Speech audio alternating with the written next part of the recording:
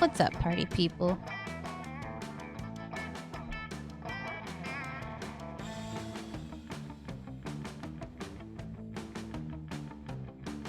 It is first thing in the morning. I am super tired. I have a coffee. Let's go to prom. So I have played this game once before, but it was a really long time ago, so I don't remember a whole lot. But I realized one of my achievements that I unlocked was that I went to prom by myself. And I thought it was really funny.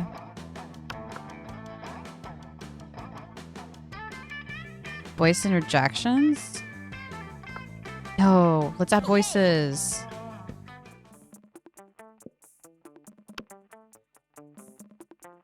We're gonna play first term. And we'll play a full game.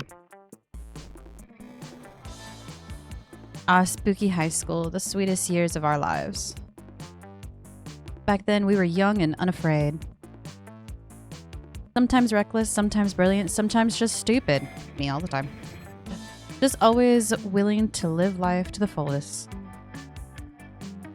We were on a wild journey to discover who we really were. Ooh, who do we want to be?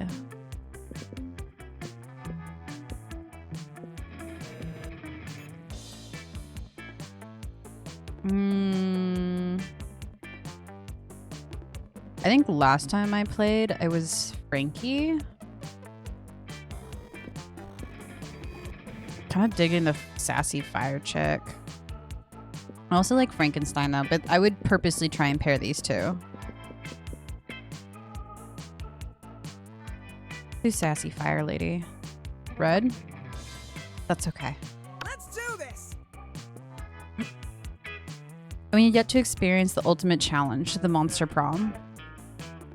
I remember it clearly. 6 weeks were left, and as we fantasized about our dream prom dates, we were all scrambling to catch the attention of one of our 6 most charismatic classmates. Miranda, 19, a sweet mermaid princess who was as cute as she was genocidal. Damien, 21, a fearless demon with a taste for destruction and a love of fire. That works out in our favor, but also 21, you should not still be in high school. Scott, 21. Okay, the dudes just got held back. A werewolf athlete who compensated for his rather small brain with a stupid huge heart. Liam, what we're going to assume is at the youngest 400. A hipster vampire whose standoffish demeanor hid that he was truly a lovable dork. Yay! And Polly, 22, we think, a party ghost with an insatiable hunger for all the wrong things. What? And Vera, 23, self-made Gorgon with a merciless sense of business. It was clear it had to be one of them, but who? We only had 6 weeks to choose their prom dates, and even more daunting, we had only 6 weeks to woo them and conquer their hearts. But as I've already said, we were young and unafraid, and we were ready to start. I'm barely ready to start.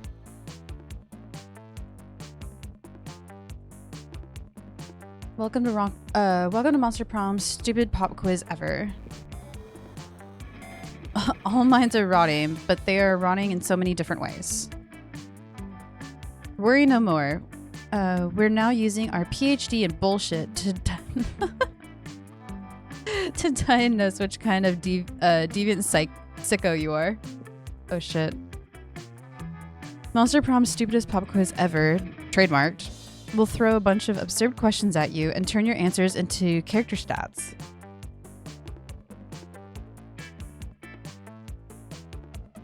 This way, each of you will start by having stats that better reflect your true selves.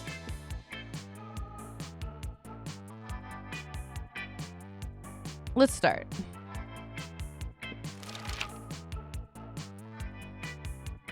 I didn't know we were taking a quiz.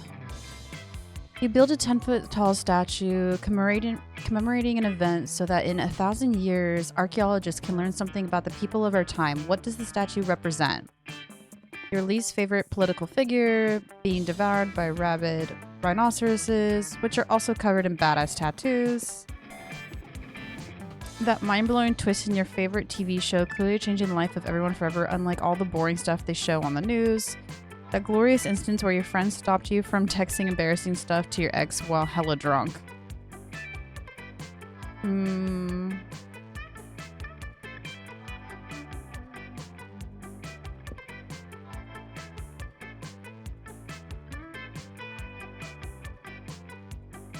I kind of like the rhino one. Just because right now politics are so big at the current time and everyone's losing their absolute fucking minds. I think it would be really funny. Also, I'm going to clean my glasses. Typically, I don't have them on when I'm playing games. But my eyes have been wigging out the last like 24 hours. So maybe it'll help knock the sleep off.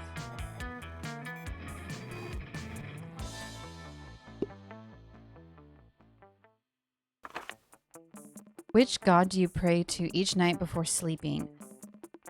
Praying is for the folks. I took compromising pictures of a god molesting a tree and now I blackmail him for whatever I want.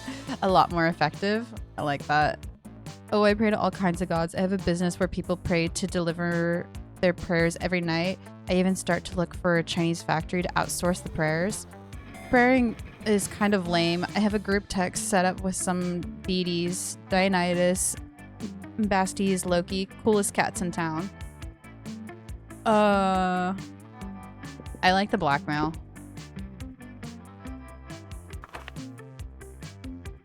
What would be your dream first date? A professional meeting where you charm your date with some astonishing business advice, a wild party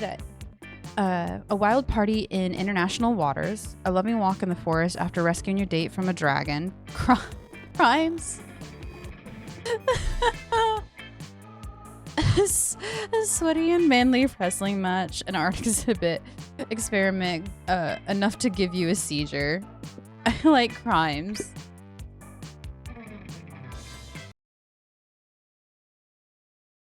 I mean, as a demon, let's be real.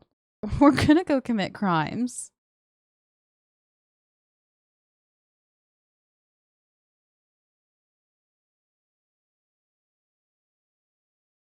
The coffee is good, but the cup tastes weird. Let's do this.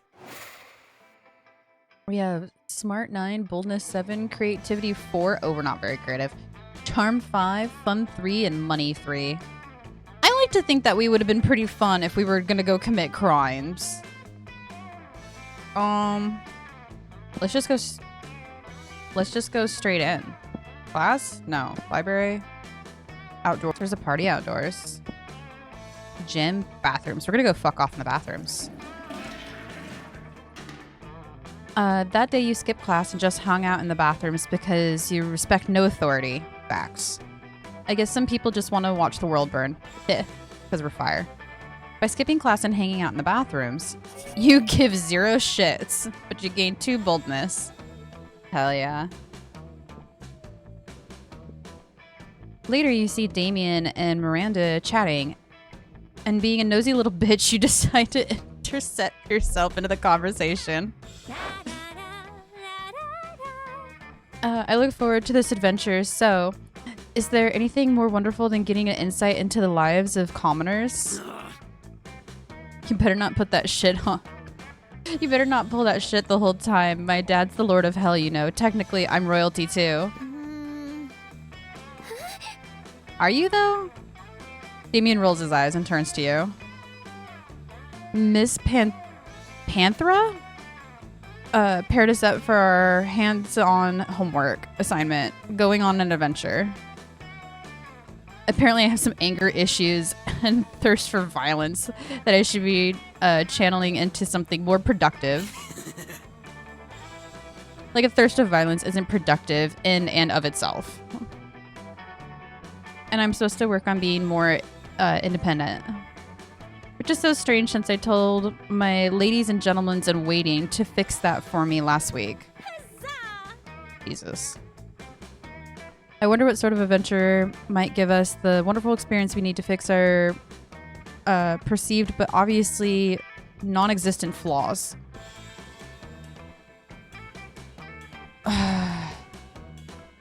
Ooh, okay, because I'm a fire person, so the questions, or I guess the answers are: go on a deep quest to steal beautiful pearls from a scary kraken, or journey into a volcano to have a hot time at a fire nymph strip clubs. Disgraceful. I don't give a shit. You're yuppie. You expect me, a royal princess who is royal, to attend some sex show? Yes. And you expect me, a demon, to put up with that attitude at a strip club? He knows what's up. And surely, if you feel the stirring of passions in your loins, it will spur the strings of passion in your fists. Huh? What, Miri, did you just make a masturbating joke? Hey gods, of course not. I meant that if you were so riled up over naked nymphs, surely that would explode and spill out. Terrible choice of words. Oh, Jesus. Into your proclivity of violence, you shouldn't be tempted to have any feelings whatsoever. The best way for you to lose your violent instinct is to sit in a dark room with no stimuli whatsoever. What a noob. Well, maybe that's the best way for you to learn to be independent too. Maybe it is. By spending their adventure locked in separate dark rooms, okay, you lose 2 fun and -1 charm. What? I'm 1 fun? That's fucked up. Let's do this.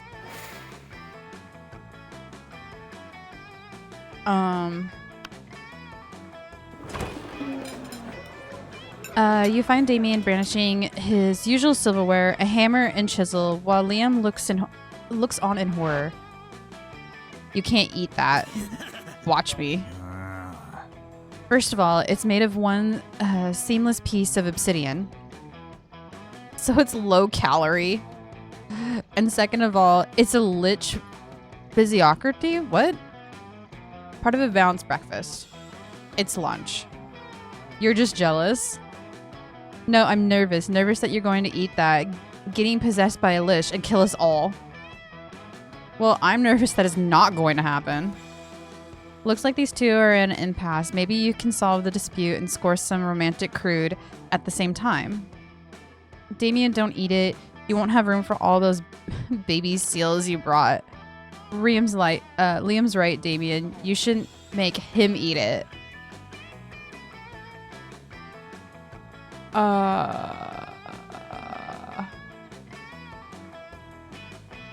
What? That's rude. I didn't do anything to you.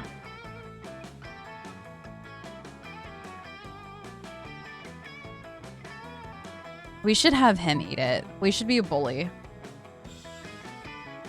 You're fine. I'm opening a ticket with Riot right now to count back. Fine. Yeah, of course, I forgot that the golden rule. Do unto others whatever the hell you want because it's funny. What? No, this is outrageous. I don't even eat food, let alone inedible objects suffused with elder magic. Well, there's a first time for everything, Dracula loser. Down the hatch. Damien force feeds the dread artifact to Liam. He's instantly possessed with a dark energy, as opposed to his normal morose energy. I am the Lord of the Night. The Aristotle of Ice, devourer of joy. What a nerd. Liam goes to the nurse's office to get the curse removed while you and Damien rob a bank to celebrate. Hell yeah! High five. Let's do this.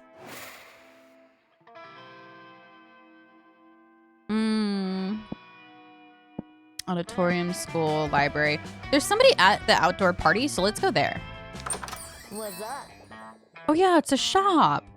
Welcome to my little shop. Buy some shit. I have shit that will boost your stats, shit that'll lead you into stupid new adventures, even some shit that might be much needed at some very specific moments. To take a look.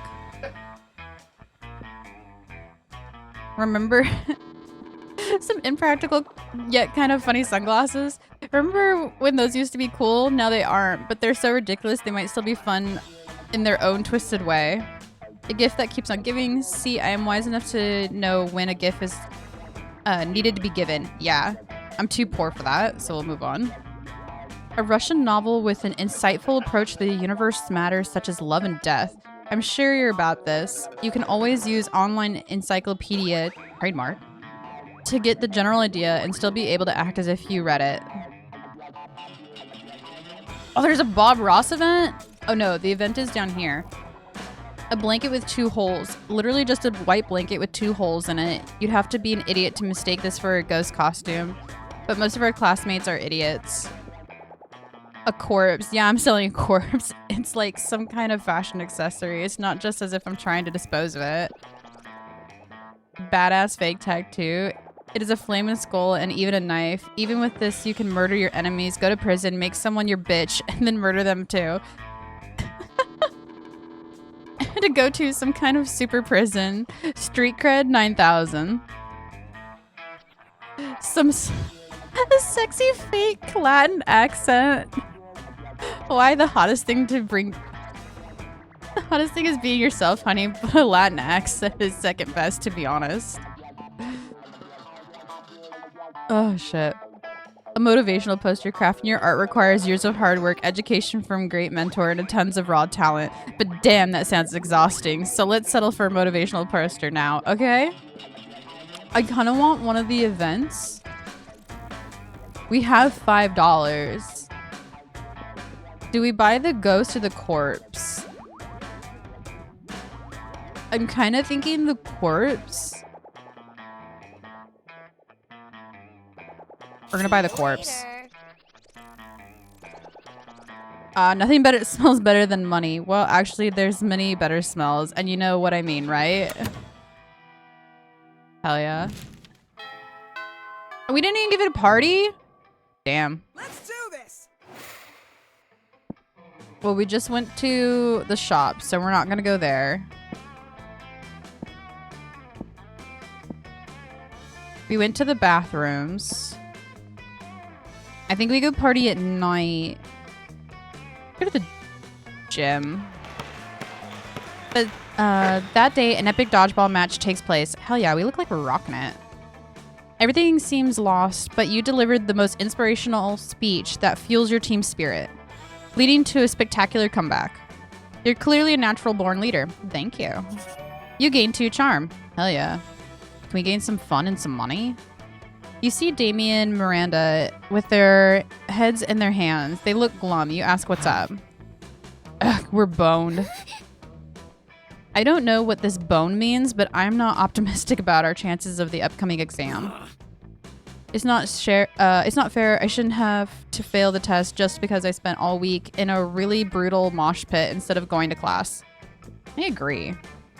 And I did study. I had my servants read the entire textbook twice. Disgraceful. But for some reason, my servants aren't allowed to take the test for me. I hate you so much. Well, there's only one thing left to do. Chop up the teacher and melt his body in acid. Hell yeah. No, there's got to be another way. Doesn't there? Easy. Just lobby the government until they remove the class from the entire school system. You don't need to murder your teacher over something like this. Just burn down the entire school. Oh, fire. And he likes fire. And we are fire. We like fire. Fucking metal. Shit, yeah. Finally, good excuse to do what I was probably going to do eventually anyways. I'm not sure it's actually a good excuse. But it's too late. Damien is always running through the halls with 2 gallons of gasoline soaking everything. Later, as Damien is let out of school in handcuffs for this 3rd time this week, he gives you a smile and a wink. Ha, suckers. They just can't make me take the test if I'm in jail. I win again. Damien's happy and only a small portion of the school burnt down. Looks like everybody wins. You gain +2 fun and 1 boldness. Hell yeah. Our boldness is through the roof. Let's do this. Oh, we're gonna go straight to Damien. When you reach Liam and Damien's table, you find it's absent of food but covered in paperwork. Do we really need all of those special forms? Can't we just write death threats on a regular paper? For the last time, Damien, substance changes within the administrative systems required mastery of the mechanisms of bureaucracy. Yeah, me too, bud. What if we wrote the death threats on really fancy paper? It's true. Fancy death threats go a long way. Liam turns to address you. As you can see, my mastery of real politics has caused me to embrace an unlikely ally in my quest for reform. I have no idea what he's saying. Same dog. I just want cafeteria food to stop being so fucking boring. It's fair. You see, our interests are aligned. I too desire a menu less pedestrian. Sure, either way, we're stuck in the last bit. We know what we want on the menu to change, but we don't know what to change it to. Yes, we have indeed encountered a culinary block. Perhaps you can suggest something more appropriate for Erdix. A white plate with a single sprig of parsley in the center. The essence of minimalist. A bowl of knives. The essence of knives. Yes. Waiter, your finest knives, please. Now that's interesting. Knives. Seems just a tad bit diabolic. Hey, Kohai. We'll see how diabolic it is when I'm stabbing faces with a bowl full of knives. You don't know what... Oh. I don't know what that means either. Nope. But I do know how funny it would be to watch a bunch of nerds trying to finish a bowl of knives. Damien's application to add knives to the menu is a success. He starts holding daily knife eating contests. There are no winners except Damien, who thinks it is hilarious. And you, who came up with this? Hell yeah. Let's do this. Okay, we didn't get a party last time, so we're gonna go party like a rock star. That day during recess, you start a half-an-hour rave that goes full crazy. You have no idea how it escalated so much, but at one point there was like 300 people. Someone summons demons from a nightmare dimension, and consequences might distort the fabric of reality. But who cares? It was a rad party. You gained 2 fun. Thank God we need it. While doing all of that, you've been carrying your newly acquired corpse as if it was a totally normal thing. But some people seem to think otherwise. Oh no, it's the 4 most hateful people in school. Oh shit. Why are you carrying a corpse, idiot? What a shameful display of distaste. Yeah, what a noob carrying around corpses for noobs. Oh, corpse, I love corpses. Also, I'm super drunk. Okay, the 3 most hateful people in school and Polly. As the school's social elite, while disapproving of this, I am the head of the hierarchy and I can't condone such stupidity under our domain. I'm the taste of the hierarchy and I don't appreciate such trivial use of the corpse. Also, a lesser known fact about corpse, they smell. I'm the fist of hierarchy and I want to punch you because punching people is what I do. I'm Polly. Also, I'm like super drunk, so whatever Vera says. Yikes, despite your disregard for stupid social conventions and school hierarchies, you feel the urge to please them. Maybe because that's what this game is about. When you bought this corpse, Varley totally told you it was a fashion accessory and that she was absolutely not just trying to dispose of a body. But now you're starting to feel like she might have just fooled you. No time to lose. How can you convince them the corpse is actually a very fashionable accessory? Trivial fact about fashion accessories, most of them are worn with your head. Quick, put the corpse on your head. Shallow social creatures respond only to the status. Rip the brand logo off of the most high-end accessory you own and put it on the corpse.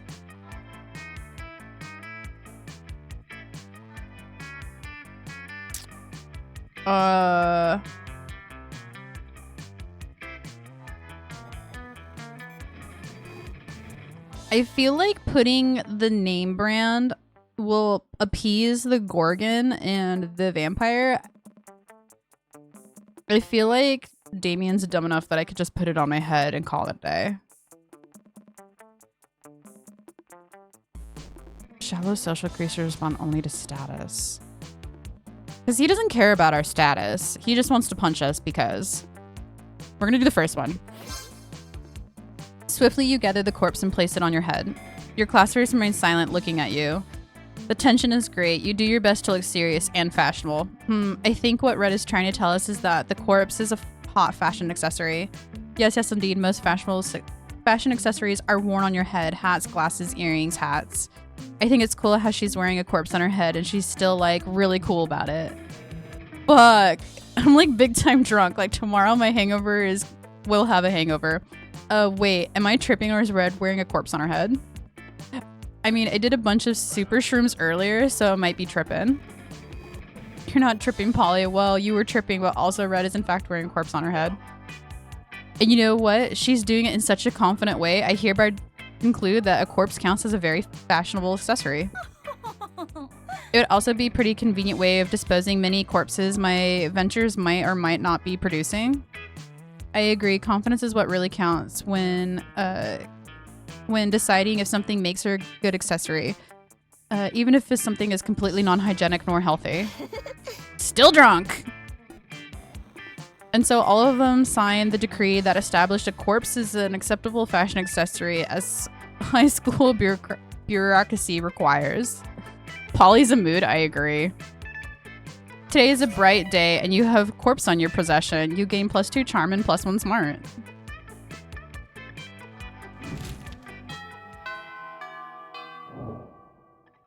Let's do this. Hell yeah, we corpsed it up. We went to the bathrooms before and we did the gym and we did outdoors. We haven't done the library. Let's go to class. That is a mood. That is me at school. That is me at work. That is me at D&D when players can't decide what the fuck they're doing. That day you listen to your elders and learn valuable lessons. Sometimes after all the monsters nonsense and the dating gimmicks, you forget that attending class is supposed to be the primary activity at this high school. You gain +2 smarts. I don't want smarts. We're too smart. Ah, the sound of learning. Chalk on a blackboard, pencils on paper, an ominous crash. It would seem that Damien and Vera have knocked over several desks in a rush to get to one particular seat. Listen, snakes for brains, don't you dare even think about it. Back off, brimstone breath. I will turn you into stone before you can snap your unwell manicured fingers. Well, what makes you think you're worthy of sitting in the ultimate cool seat? I could get more likes posting a picture of me flipping you off than you'd get in a full frontal nude. Ha! Clearly you've never seen my nudes. Oh, Jesus. Ever heard of, demon douche brotexting.com? That's a mouthful. I like her outfit, though. Well, then, if my sex aren't internet famous, I obviously the fucking coolest.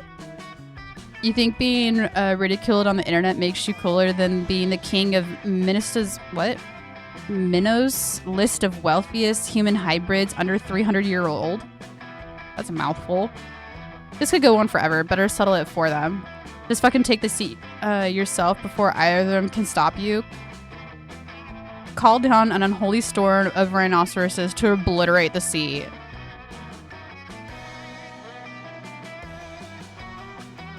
He's dumb as shit. I think we called down the rhinos.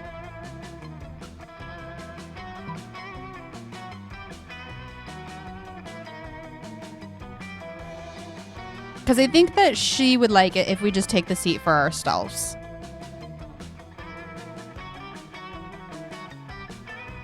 We're going to do the dumb one. You focus on the spiritual nose horns between your eyes, and just like an ancient unruly god instructed by you on a YouTube channel, swarms of rhinoceroses burst forth through the classroom floor. The ground quakes as you make a rhinoceros rain.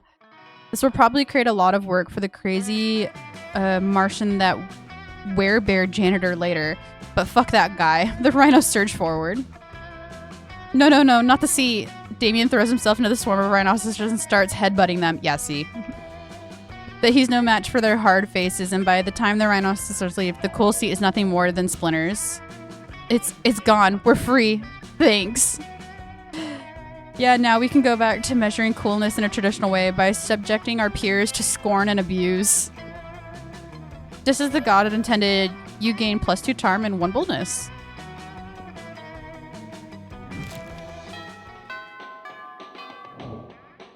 We are ripping through this. Oh, okay. I was about to... Oh! Damien's with Polly. Let's fucking go. 2 for 1.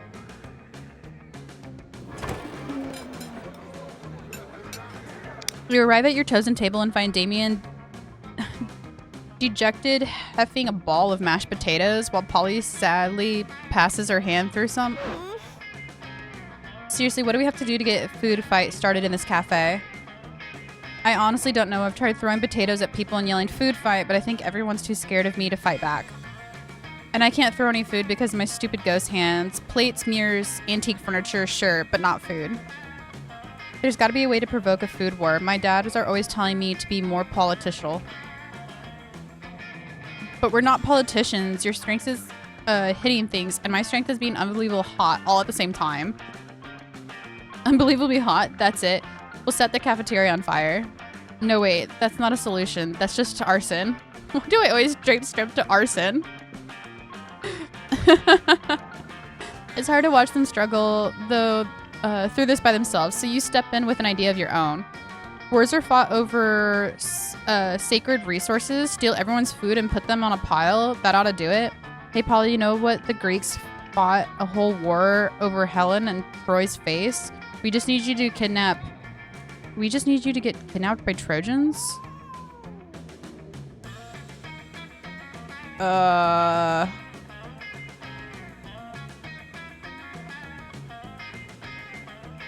don't know if there's Trojans in this game. Damien might be down for stealing everybody's shit. I think we steal everybody's food. Whoa. Is that what politicians do? Beating people up and putting their stuff in a big pile? Yeah, that is exactly what they do. It's called taxes. I didn't know it was already so good at politicians. And then I can roll around in the food pile. It feels so good on my non-skin. That's gross. Damien spends the rest of lunch piling up everyone's food in an enormous food mountain. Hungry students are soon swarming at the mountain, trying to grab what they can, while Damien pelts them with fire and knives from above. In a panic, the students turn on each other, fighting with the only weapon they have, the food in their hands. Food fight! Food fight! I think a fight like this is how I died. The casualties are beyond counting, but no one will be forgetting the food fight of blah blah. Can't speak. The casualties were beyond counting, but no one will be forgetting that food fight anytime soon.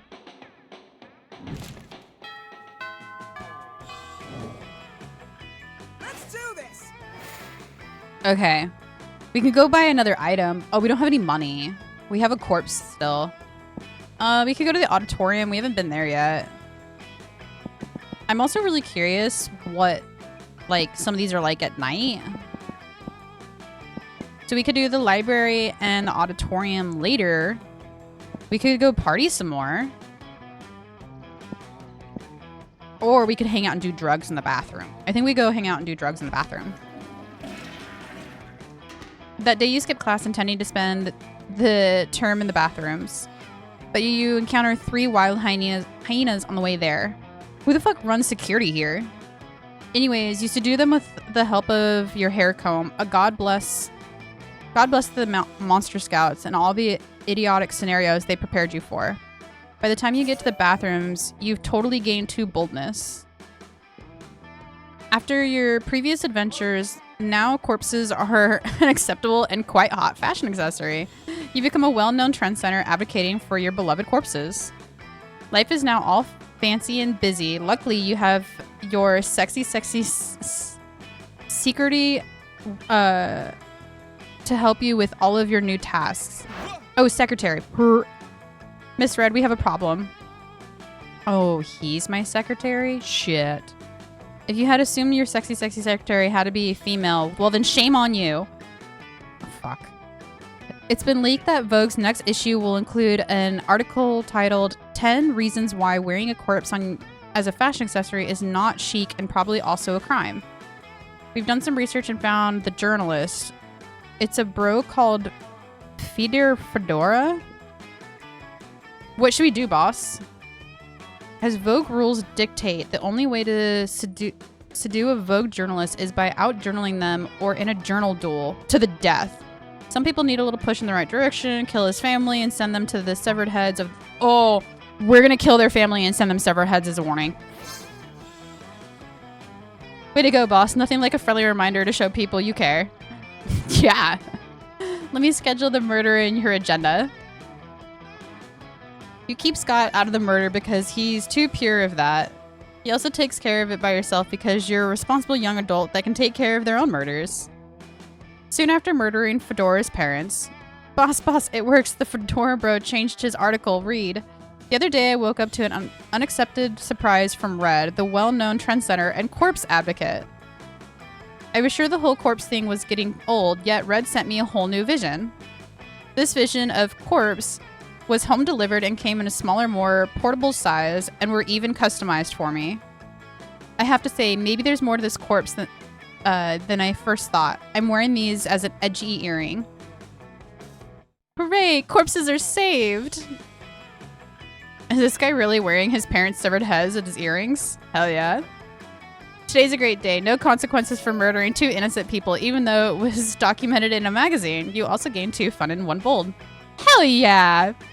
We got murders in Vogue. High five.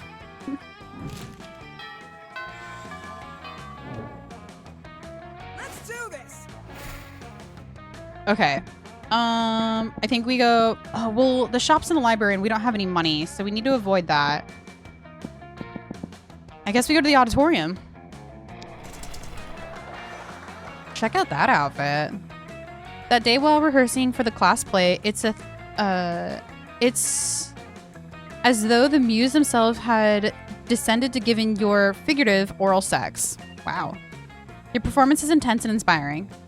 It will be remembered for generations, which is pretty rad by high school play standards. You gain 2 creativity. Can we gain money? You go up to the light booth to see how Polly and Damien are doing. Lame. This is how we're doing. If I had known they were going to stick me up here just because I missed auditions to go to that monster truck rally, I would still have gone to that monster truck rally, but I would have gotten in like 9 more fights while I was there. I'd have been on so many cool drugs during casting. I thought the lights were butterflies and I wanted to play with them. That's all in the past now. As long as we're here, I guess we better make the best of it. By fucking with Liam.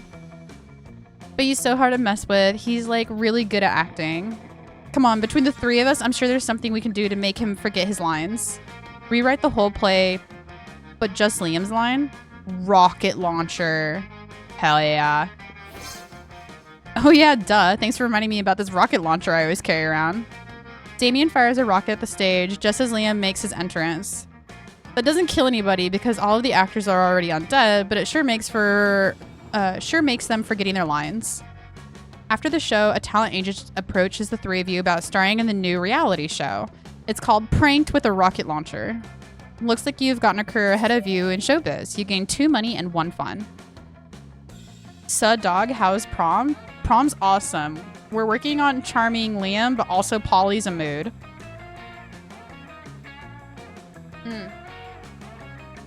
I forgot what the dialogue was like in this, which is really funny because there is cursing involved and sexual innuendos. So needless to say, it is right up my alley. And we're halfway through the day. Let's do this. Damien, of course. He just sat down to eat with Damien and Liam. Wild sentence that wasn't on my bingo card. Well, to eat with Damien, Liam's just taking pictures of his food. When a leather-cladded figure drops from the air vent into your table, it's the Slayer. Prepare to die. Lunchtime's over, dirtbags. Time to die. This always happens when we sit together. Your death-based heretics is offensive. Don't spoil my food pick.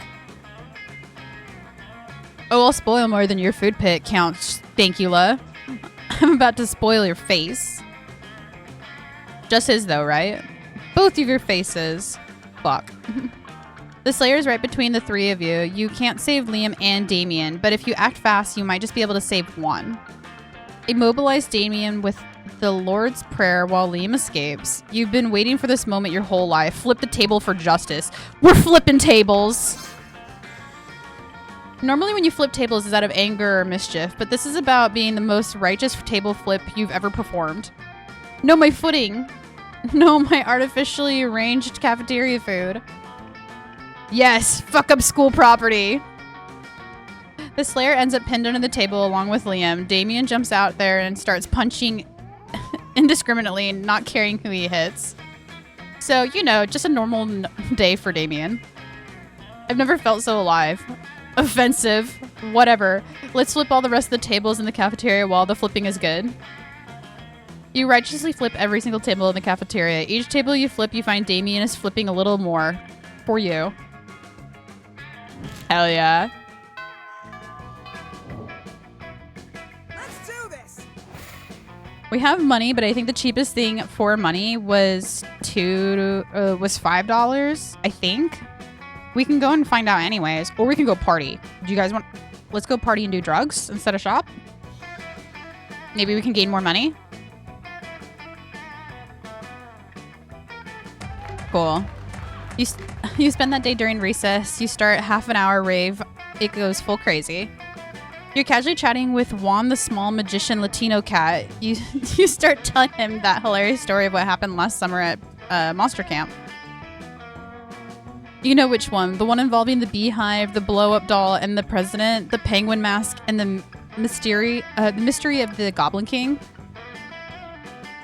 Slowly, lots of people start joining you to hear the story, but by the time you say you were the Goblin King 100 people or so burst into hysterical laughter. You turn on a mobile app that captures all the laughter. It turns into +2 fun. Hell yeah. The moment that ends, the sound of masculine energy, if it had a sound, fills the air. Damien LaVey, bitches. Come at me, four-legged fuckwads. Look, bro, just stop hanging out with our cousin Scott and we won't beat you up, okay? It's all cool, dude. No, it's not all cool. I'm getting to hang out with that dumb mutt whenever I feel like it. Kind of because I like him, mostly because you can't control me. Scott's a wolf. He belongs with the wolf pack.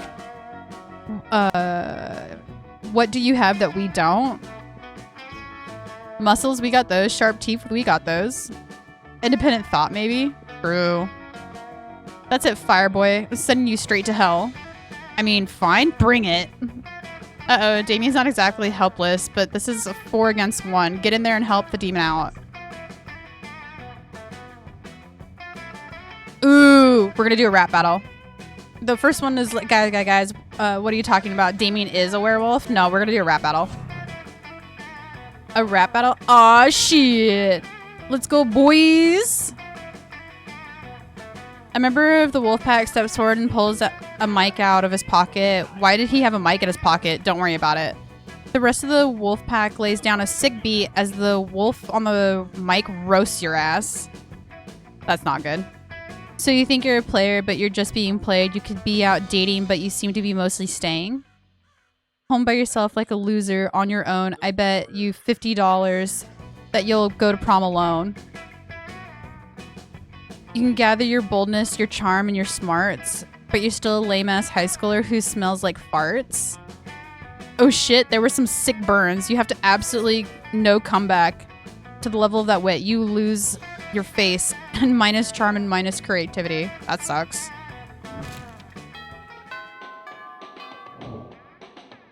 Let's do this. Well, fuck. He's at the library. Let's go burn off some steam at the gym. That day an epic dodgeball match takes place, but the match isn't as important as the human interactions within it. You're at the peak when you decide to go for the overkill and wink at one of your teammates. He's totally mesmerized for the most epic wink ever.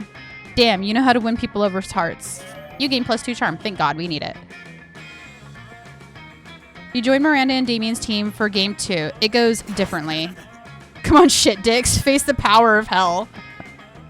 Paint those battlefields red, Damien, and grind them all into a thin red paste. You express your worry and confidence over the number of corpses in the gym. Isn't that supposed to be a friendly game? Friendly? What the fuck is friendly? I only have 2 words in my vocabulary. Kill and murder. Hooray! Glory! Feudism! These are all words we fight for. These are the words we will die for. Whoa, you didn't sign up to die. You gotta stop this before it turns into an FPS or something. Get off my nuts, narrator. You don't understand the ancient reason for dodgeball slaughter. Many die for us, but we will never waver. Guys, it's just a dodgeball game. Let's throw the ball and have fun. We're gonna break the 4th wall. Fine, be that way. Bring it on.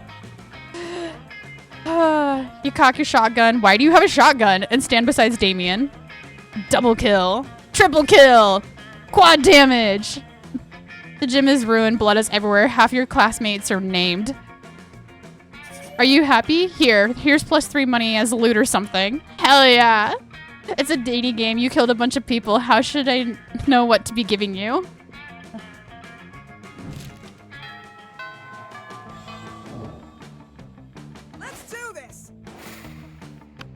Let's fucking go. As usual, Miranda sits before her immaculate array of carefully arranged silverware. Damien periodically is examining her biggest knife.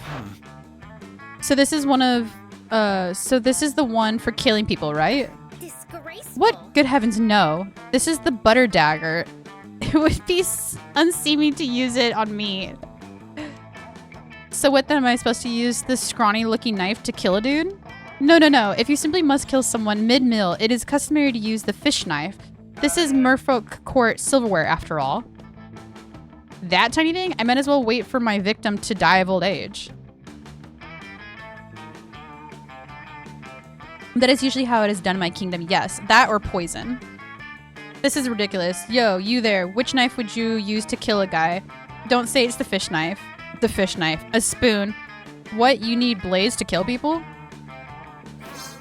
Holy shit, that's so much more metal. Why did I think of it that way? I guess when the only tool you have is a knife, every problem looks like a problem. You shouldn't stab with a knife.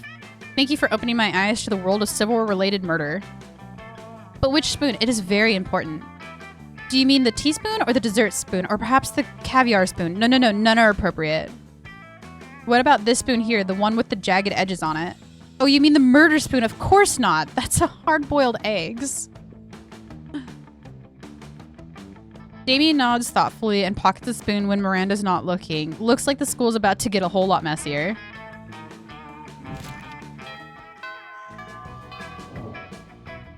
Let's do this. So the question, we're gonna go see if we can buy another item. Hey, stranger. Hey, last night I was reading an article on how money causes pocket cancer in the long run. You don't want to get pocket cancer. Quick, give me that dangerous money you have in your still healthy pockets. Is that a bloody tampon? A tampon used by former prom queen. You know, the good old rituals. Just in case you're just a creep with unhealthy obsessions, don't even dare ask me how I got this. We talked about the gift. We talked about Bob Ross. Glasses. A Russian novel with an insightful approach to the universe, matter such as love and death. Are you sure about this? You can always use online... oh, we talked about that. I do like the fake Latin accent. I do think that'd be really funny. Like, part of me is like, maybe the tattoo snake thing for badassness, but I feel like Damien's gonna think that it's like, it's a lie. We're gonna get the Latin accent. Bye, stranger. It could absolutely ruin the run, but we'll see.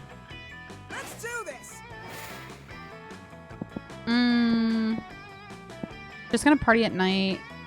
We didn't do the library yet because I think they kept sitting in there. So we'll do that. Hell yeah. Poker? That day you spent some time in the library, PC, playing games, good old online poker. Gambling seems like a stupid and dangerous decision. But who cares? This time it pays off, so fuck it. You gained 2 money. Dude, we should have done that a long time ago. You're daydreaming about about how Damien would look like down the aisle towards you. When you see Damien walking down the aisle, all the way towards you. Yo, so listen, don't be uncool about this or make it a big deal, but you're pretty rad. Like, maybe even as rad as I am. So I thought it might be sweet if we could, you know, do some crimes together. Hell yeah. Would you be into that? I mean, could you even fucking handle that? Yes, of course you could, and would, and should. What kind of crime are you into these days? Quick. Suggest the most badass and romantic crime for an excellent date with Damien. Tax fraud and light treason. Dinner in a movie, only the dinner is arson and the movie is arson. He does like arson and we like fire. Arson and arson? Sounds like my kind of night. Damien picks you up and presents you with a bouquet of matches and a lighter, which you blush and happily accept. The two of you head off into the fanciest restaurant you know. Les Champs de Superior, Superiorite? You smile demurely as Damien pulls out the chair for you and you set it on fire. You confidently order off the menu for both of you before setting the menus on fire. After a delicious meal, the two of you flirt, squabble over an absolute pleasure it was to be picked up at the check as the flame ranges high all around you. Ready to head out for more arson? Heck yeah, you are! The two of you head to a movie, immediately setting your ticket stubs on fire. You take your seats and set the front row on fire. You talk through the previews as flames leap higher and higher, bathing you in a romantic glow. It's the hottest date of all time, in so many ways. Hey, you had a really nice time tonight. The only thing better than that was the arson. Was the more arson. Is he actually blushing, or is that some heat from all of the, or is that just the heat from all of the so much arson? Oh my fucking god, this date was literally fire. But no, like, actually literally fire. You gained 2 charm and 1 boldness. We're doing it, guys. Let's do this.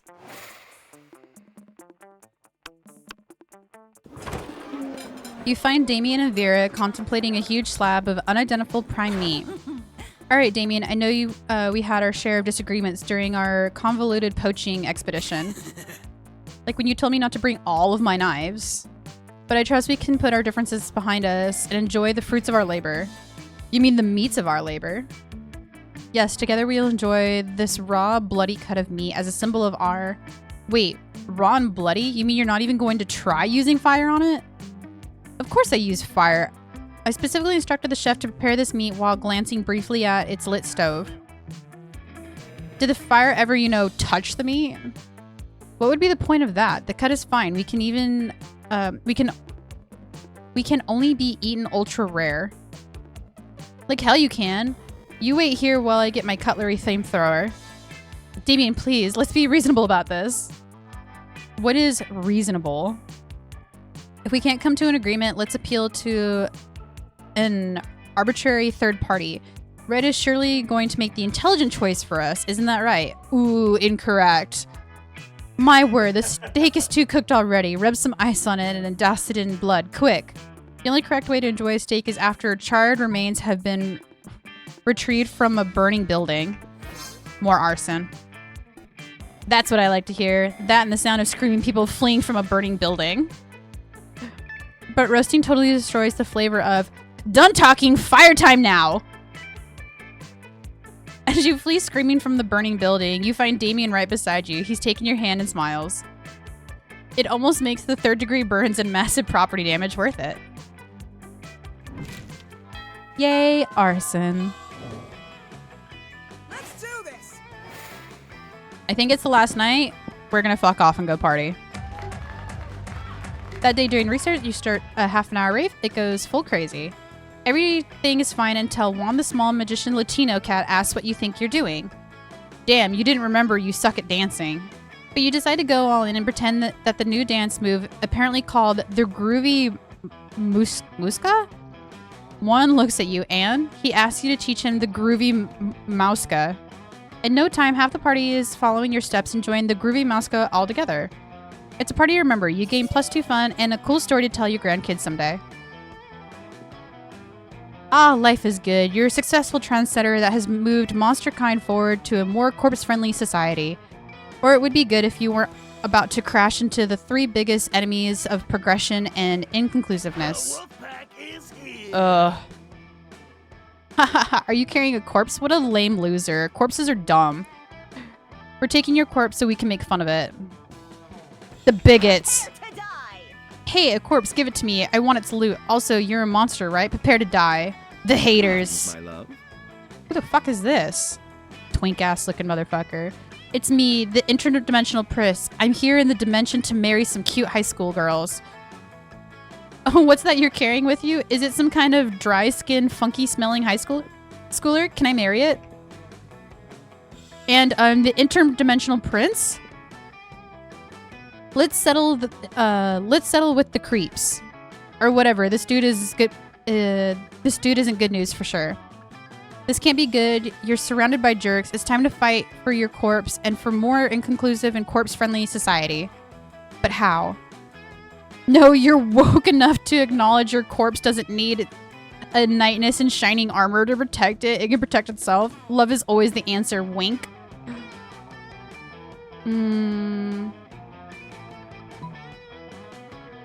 What do we do? Do we keep with the corpse? Or do we do love is always the answer? Wink. I think we go the anime route. It's true. We're bigots, not because we avoid critical thinking and never listen to other people's opinions. It's because we don't have love in our lives. Yes, it's the same for me. I prey on monsters not because I have a very narrow-minded and unhealthy way to cope with the disappearance of my brother or my dark and sacred backstory. It's because I don't have love in my life either.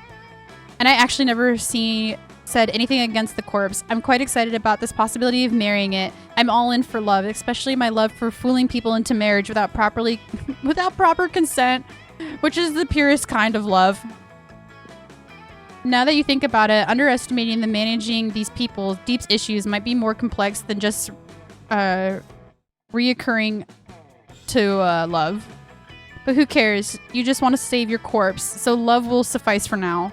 Problem is, who exactly would want to date these people? Luckily, you have always carried some extra corpses with you.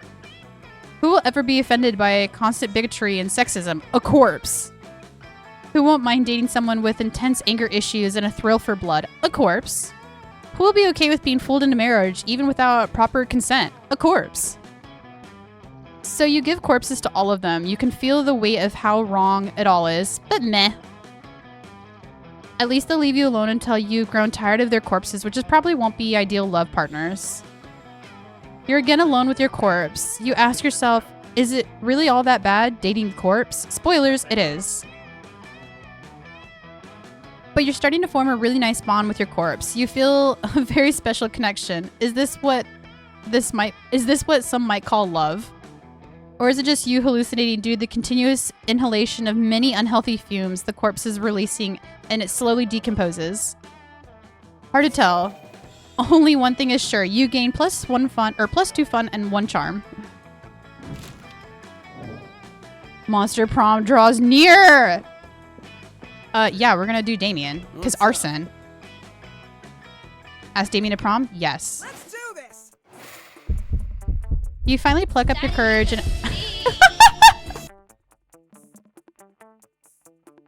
Yeah, daddy. You finally pluck your courage and ask your beloved to go to Monster Prom with you. Prom with you? How could I put this delicately? Fuck no. Oh no! You fucking suck. I'm bad at interacting with people? How? We went on a date! To repent for the sins of making such bad choices, you're going to be forced to walk around the school in the nude, accompanied by a nun who chants shame over and over while ringing a bell. Classic. Most likely to become lasagna? Best at violence? No! Dude, I thought we did so well. We went on a date and everything. Robbed? Yeah. Those 6 weeks were maybe the most epic and absurd weeks of our lives. After the monster prom, we kept on living our lives, falling in love, battling for friendship, and learning about who we were and who we could be. And you know what? Like it always does, life happens, and it was wonderful. Damien became an interior designer specializing in torture machines. Last month, Vogue magazine called his products the refined marriage between macabre and chic. Vera kept being fierce, strong, and stunning. Some haters once said adult life would put that mean bitch in her place. But you know what? Vera ended up making adult life her own bitch. Hell yeah. Liam kept doing art so hard that it eventually evaporated and became the concept of coolness itself. He has left the physical plane. The last thing Liam did was give everyone a condescending look. For those 6 weeks, the Monster Prom seemed larger than life, and then it was gone, just like that. The battle for Monster Prom might have ended them, but there were plenty of battles left in the war that we call youth. But once again, we were young and unafraid, and we were ready to start. That's fucked up.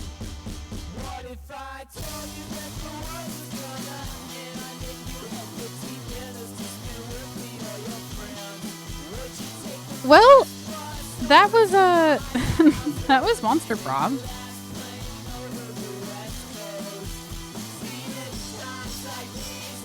Damien doesn't deserve your love. I thought we had a real connection with, you know, the arson and the knives.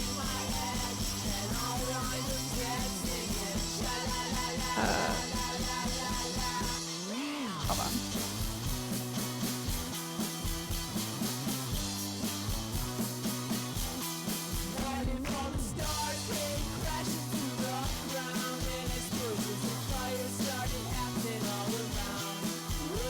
The corpse did you in? It might have. I mean, look at it this way. Maybe I didn't go to prom alone. Maybe I took the corpse. Maybe the corpse was the red herring all along, and I just wanted to go with the corpse. I had to get rejected by Damien, my husbando, and daddy vibes, just to know my true love, which was the corpse.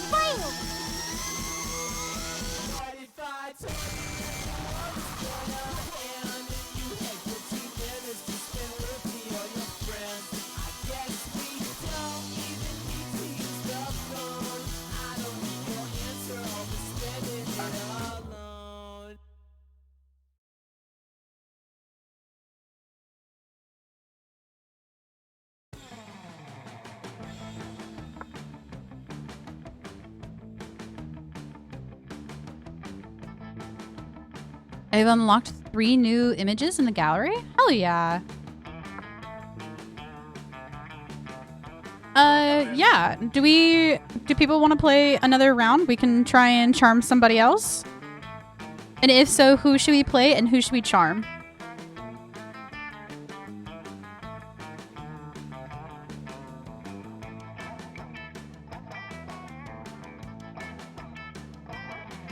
Well, we choose that. I need to go send something really quick. Hold on. We can do one more? Okay. Who do we want to charm? And who do we want to play?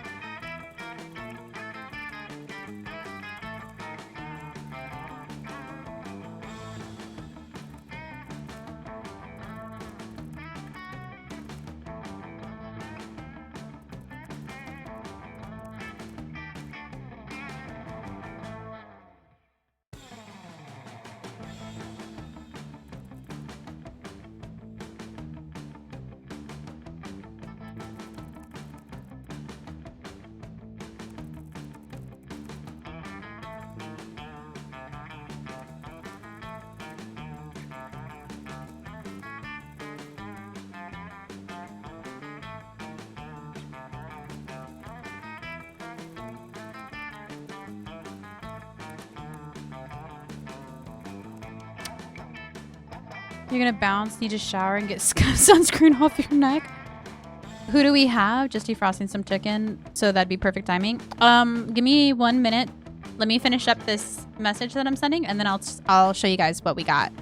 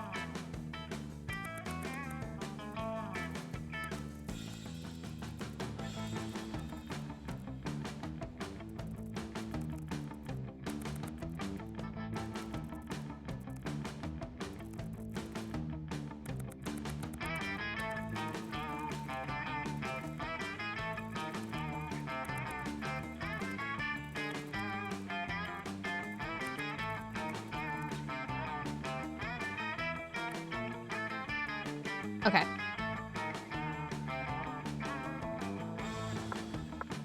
Let's see. So we want the options. We'll do another full round because that was just an hour. And then I'll show you who we have. Ah, spooky high school, the sweetest years of our lives. Back then we were just young and unafraid. Sometimes reckless, sometimes brilliant, sometimes just stupid. But always willing to live life to its fullest. We were on a wild journey to discover who we really were.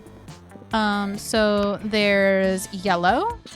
There's red. We just got done playing her. Green or blue.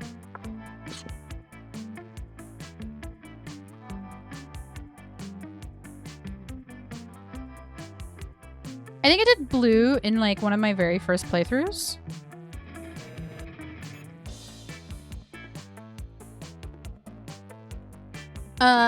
So I think a long time ago we did blue, yellow or green. Let's do green.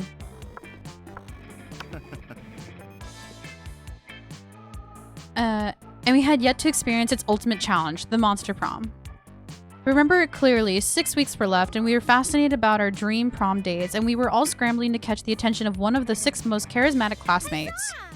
Miranda, a sweet mermaid princess who is as cute as she is genocidal. Damien, an asshole. A fearless demon with a taste of destruction and a love of fire. Scott, a werewolf athlete who compensated for his rather small brain with a stupidly huge heart. Liam, a hipster vampire whose standoffish demeanor hid what was truly a lovable dork. Yay! And Polly, a party ghost with an insatiable hunger for all the wrong things.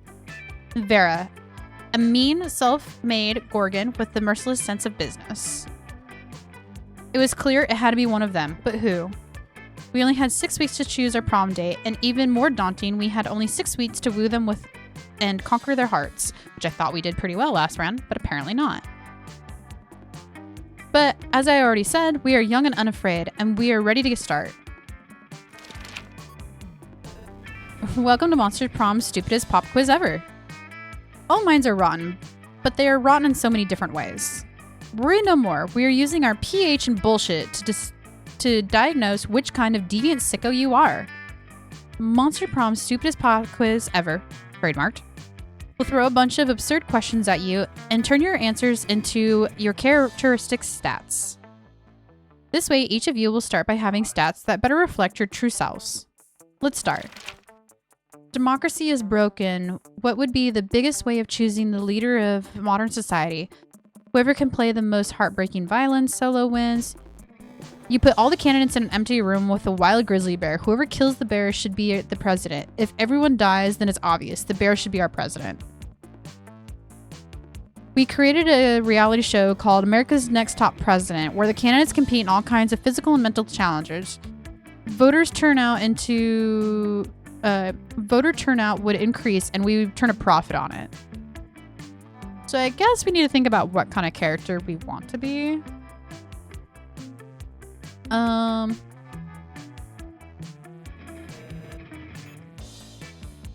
normally, so the last round, I would say that we put everybody into an empty room and such. I don't think it's the prophet one. And I don't think it's the violin one. I think we still choose the middle one.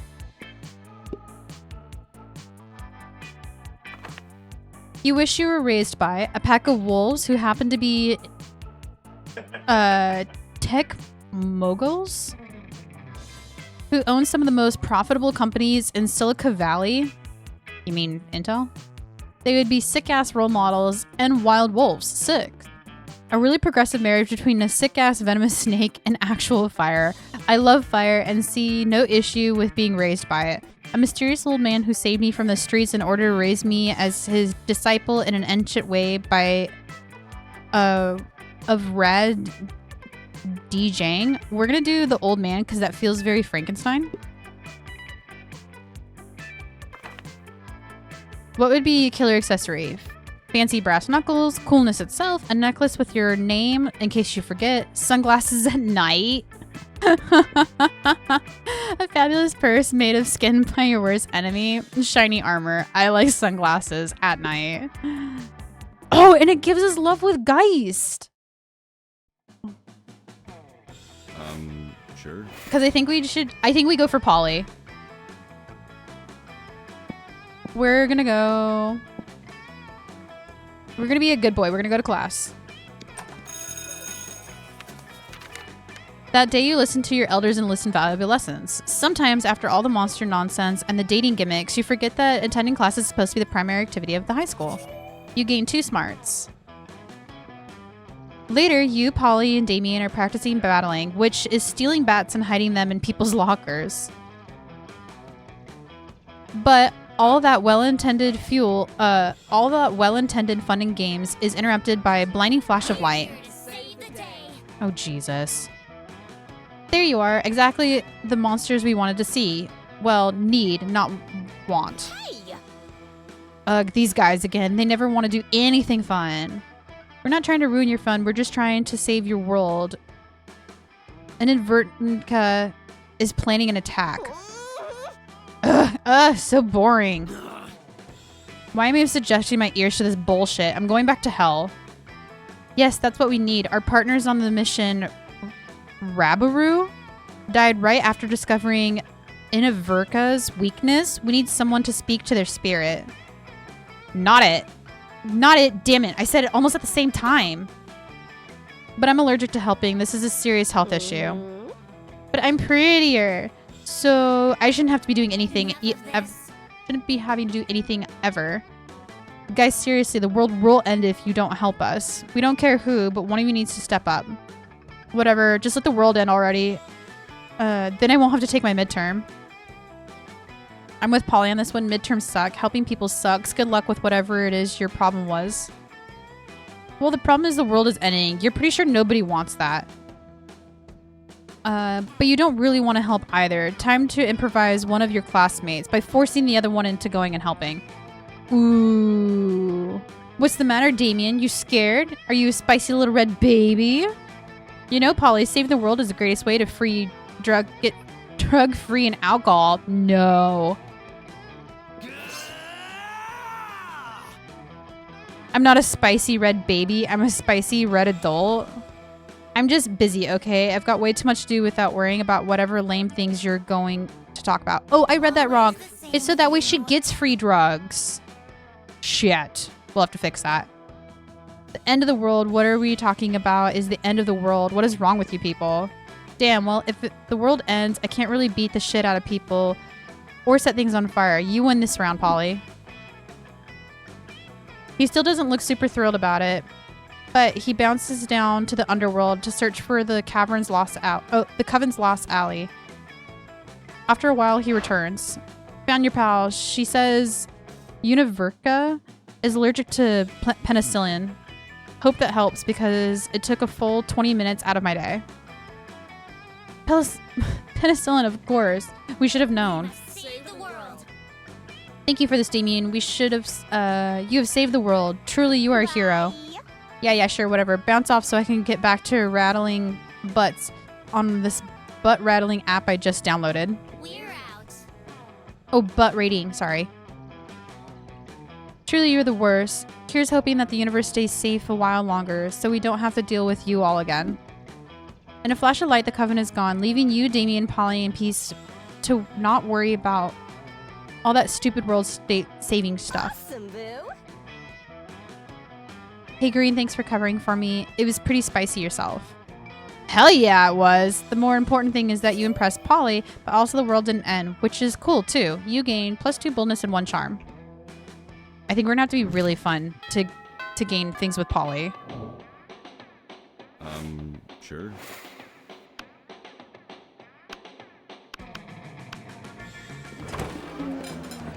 Strange, you could have sworn Polly and Damien were at this table when you picked it. Noob. Psst, hey, loser, we're down here. It's us, Polly and Damien, hiding under the table for totally innocent reasons.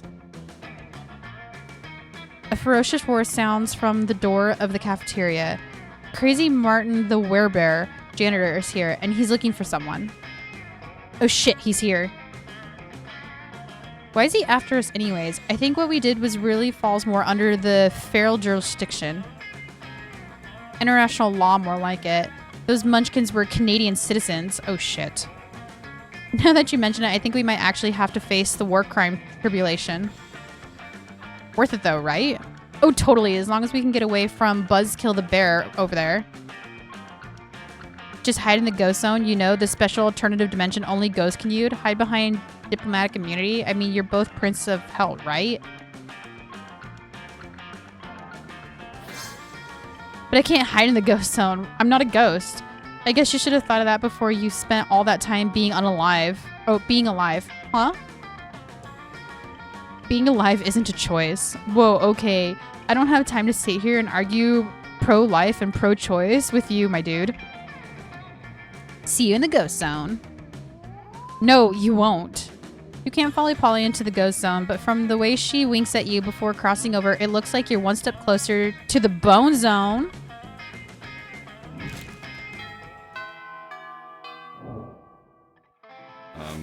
Sure. We have money. We could spend it early. Let's see if there's anything that we can buy. Show that money. Let's face it, you're probably gonna end up losing your money in some stupid way anyways. Why not spend it first? It's called being smart. We did the corpse event, so let's do the ghost event, even though Polly probably won't like it. A blanket with holes, literally just a white blanket with 2 eye holes in it. You'd have to be an idiot to mistake this for a ghost costume, but most of our classmates are No idiots. refunds. Have a good one.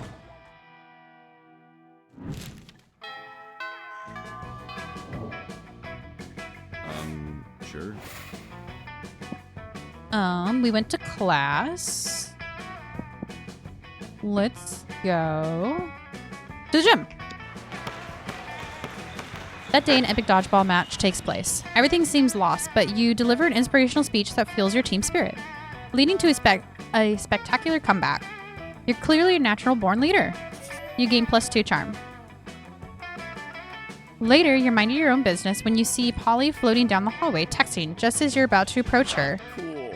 There you are, Polly. I've been following your scent. The scent of betrayal. What are you talking about, buddy? I haven't even been pulling any pranks at all lately. Some very unfunny person messed with my sports gear. They put my left sock in my right shoe and my right sock in my left shoe. A travesty. Polly, I know we're best bros and you would never do a prank to me, but I think you did this prank to me. I smell you. No you didn't. Because ghosts don't have a scent. Maybe not to a normal person, but a werewolf can smell anything. The ghost smells like algebra and global warming. Ugh. Right. Well, if ghosts don't smell, then what am I smelling? Of course ghosts smell. Like ecstasy spiked rose wine and Victoria's scented lingerie. I'm sure it's a mystery. Hop in my van. We'll go solve it. Scott. This sounds like the fun one. Great. Oh, a ride in a van? Can I stick my head out the window? Of course. Anything to distract. I mean, cheer up, my best buddy. You hop in the van and go to go get on the case of the ghost smell. Scott opens a bag of raw bones and begins swallowing them whole. Don't mind me, just brought me some Scott snacks. Zoink, Scott. Those look delicious. If I could digest uncooked marrow, I totally would. But as it is, Polly settles for a light up of the Polly snacks. And the whole van gets baked. He rounded out the day with tearing a human's face off and revealing that he was actually a spooky skeleton all along. Just as you speculated. Oh boy, oh boy, oh boy. That was fun. It's nice to let a tongue wag in the breeze. Can I get another car ride soon? Huh? Can we? Classic. Sure, bud. Anytime a prank goes anytime you want. The distraction works like a charm, and you even got away with it. Thanks to a lack of meddling kids. You gain +2 fun and 1 boldness.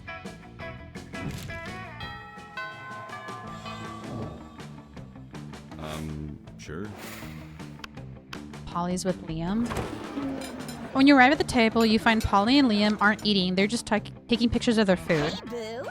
Welcome to the don't need to eat, so we'll just take dope photos zone, baby. We believe that food, like heavy construction machinery, should be seen and not tasted. Excuse me? Yeah, I mean, have you ever tasted heavy construction machinery? Can't say I have. Have you? I don't know, maybe. My weekends are usually kind of a blur, like last Saturday. There will be plenty of time to chronicle your sexploits later, Polly. Right now, we need to focus on these food pics. While Liam and Polly are busy blantering, yeah. You were here busy rearranging a dope food pic of your own, and now you complete your masterpiece. A food pic, but instead of food, it's just a bottle of whiskey with ketchup on it. A bottle of whiskey with ketchup on it. Food pic of Liam taking a food pic. So meta. Polly likes to drink.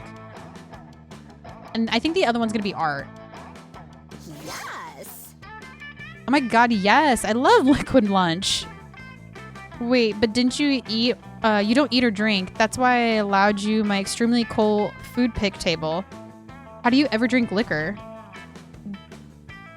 Duh, I make an alien person drink it, and then I possess them and suck the drunkenness out of them, obviously. Oh, I make an alive person. I suppose that's not too terribly dissimilar to how I get drunk. But why put the ketchup on the whiskey bottle? So it counts as food. You can't just drink a bottle of whiskey without ketchup on it for lunch. That wouldn't be a meal. You can't argue with that logic, nor do you want to, because then how would you justify getting drunk at lunchtime? It's true. I know what I'm packing for lunch for work tomorrow. Whiskey and ketchup. Sure.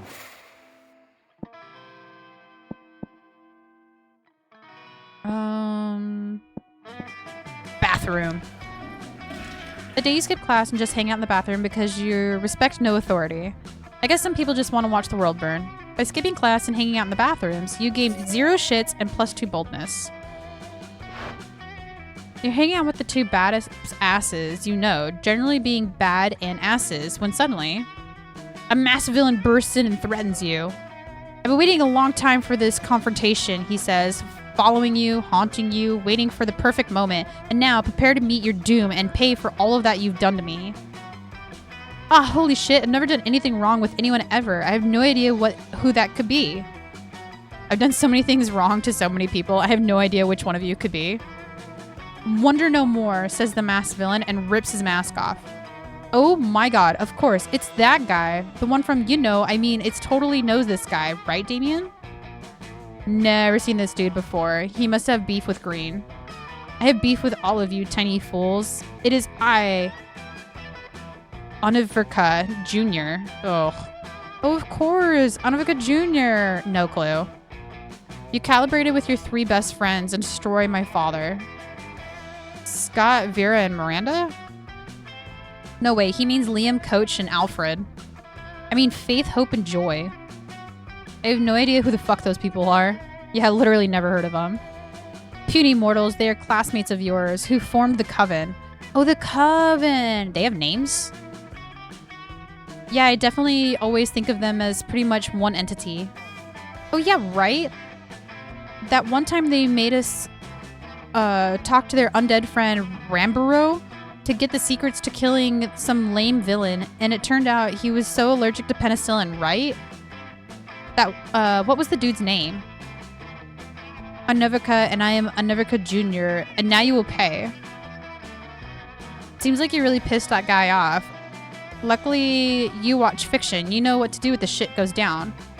Think quickly. This becomes an opportunity to unveil your real plan. You were only befriending the Coven to betray them. Recognize the symbol on his armor as that of your father. Gasp. Anuvika Jr. is your sibling. No, we're gonna betray the Goths. Not charming. Shit. You befriended the Coven to betray them? Anuvika Jr. chuckles. A likely story. That's what they all say. Quick, if you're really not their best friends with the Coven, what is their favorite color? Black, duh. Wrong. It's a trick question. Father's favorite color was green. Joy's favorite color was purple, and Hope's favorite color was blue. They're individual people. How hard is that to grasp? Very. I don't know. They really do just read as one person to me. One person I can't wait to help Green betray, obviously. I knew it. I knew you were just in a league with the enemy.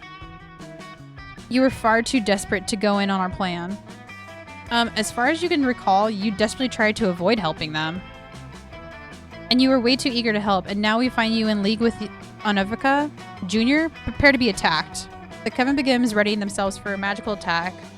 Junior cackles manically. You think I will believe this patry display? This fight is clearly staged, so I will believe Green and not in the League of Coven. Prepare to be attacked. At this point, Junior draws his sword and begins attacking you. As you dodge spells and hexes from the Coven, Polly and Damien begin, being the great friends they are, cackle hysterically as you're attacked from all sides and then bolt. You survive ultimately when all four of them are distracted by the sounds of Ice Cream Wizard Truck. Turns out people of all sides of fighting, of good versus evil, like frozen treats. They also like beating you up and embarrassing you in front of your friends. You lose 2 smarts and 1 boldness. That sucks. Though I don't think we need to be smart to get Polly. Sure.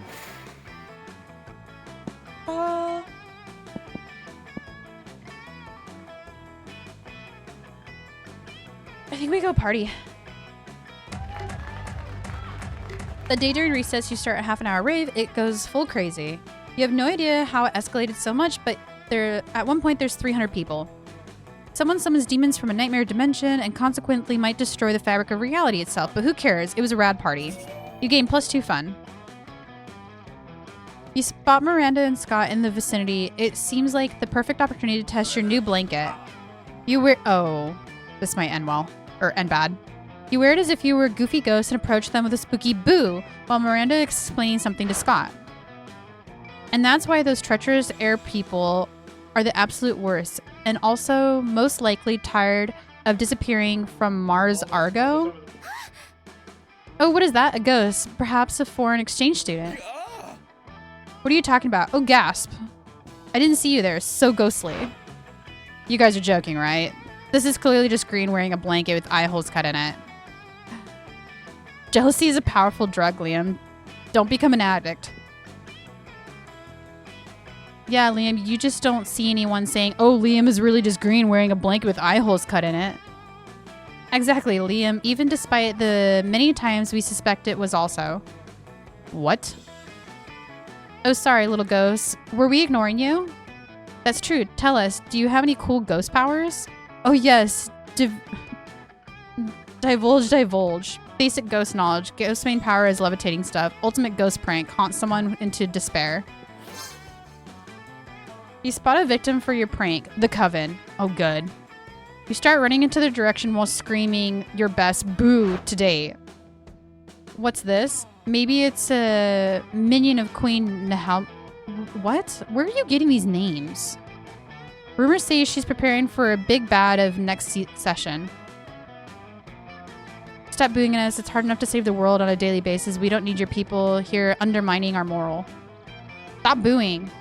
The school's unbelievable. Ugh. They go running looking for a place to recover from all the booing and undermining. Whoa, the ghost clearly haunted them. They have fought against all kinds of evil creatures. Such a powerful ghost. So cool. He just ran at them booing. You could literally do that.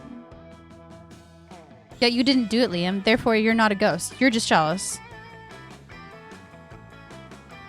Yeah, of this very powerful ghost. Ghosts will respect your ghost powers, and we wish you the best in your ghost adventures.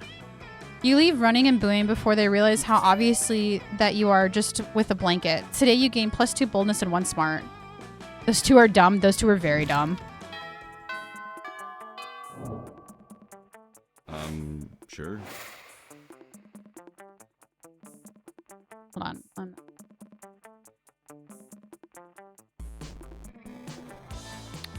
Try and get some freaking water. Scott and Polly are sitting together laughing their metaphorical asses off. Do Damien, do Damien. Grr, I'm Damien. Look at my stupid red face. I use violence to cover up the fact that I have been brought up to revert to toxic versions of my masculinity, which has alienated me from my own true emotions. You sound exactly like him. Okay, you do Vera.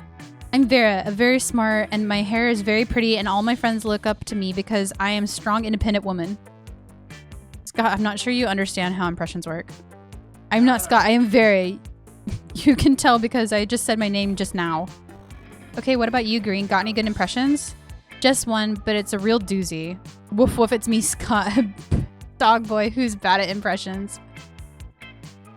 Oh, do we do Scott or do we do Polly? Look at me, I'm Polly. Look at me go. I mean, we have a ghost blanket. I think the game might be chalked.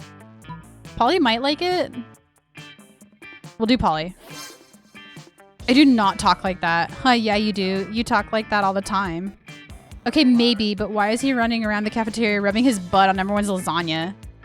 Because he's twerking, Polly. Do you not recognize twerking when you see it? That's not twerking. Twerking does not require driving from table to table in a hot pink golf cart. How is this even an impression of me? Are you saying you don't wish you were driving a hot pink golf cart and putting your butt in people's lasagna right now?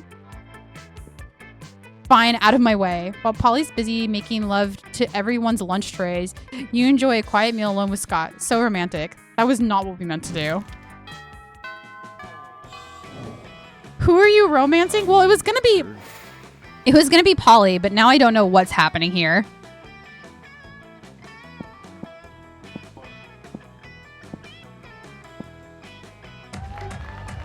The day during recess, you start a half-an-hour rave. It goes full crazy. At one point, Juan the small magician, Latino cat, slips on a banana peel. You start laughing at him. He asks you to stop, but you don't. You laugh so hard at him that somehow stealing fun. +2 fun from him. Hooray! You notice Scott sitting thoughtfully by a half-dug hole. It's not like him to leave a whole half dug. You ask what's up. Are we gonna get this idiot? It's not about what's up, it's about down. And how down it is. I mean, I'm giving 110% into this hole, but it's like Coach always says, 110% is only 50% of 220. I mean, look at this. I can barely fit into this hole, and there's only one of it. Can you please help me figure out a way to dig more and better holes? This is why God invented dynamite. Meet my friend, the mole people. They're great at digging, and they definitely don't secretly run for the government. We're doing terrible. I think we're gonna end up at prom alone, guys. You blow a whistle made of mysterious bone-like substance, and the mole people appear from beneath your feet.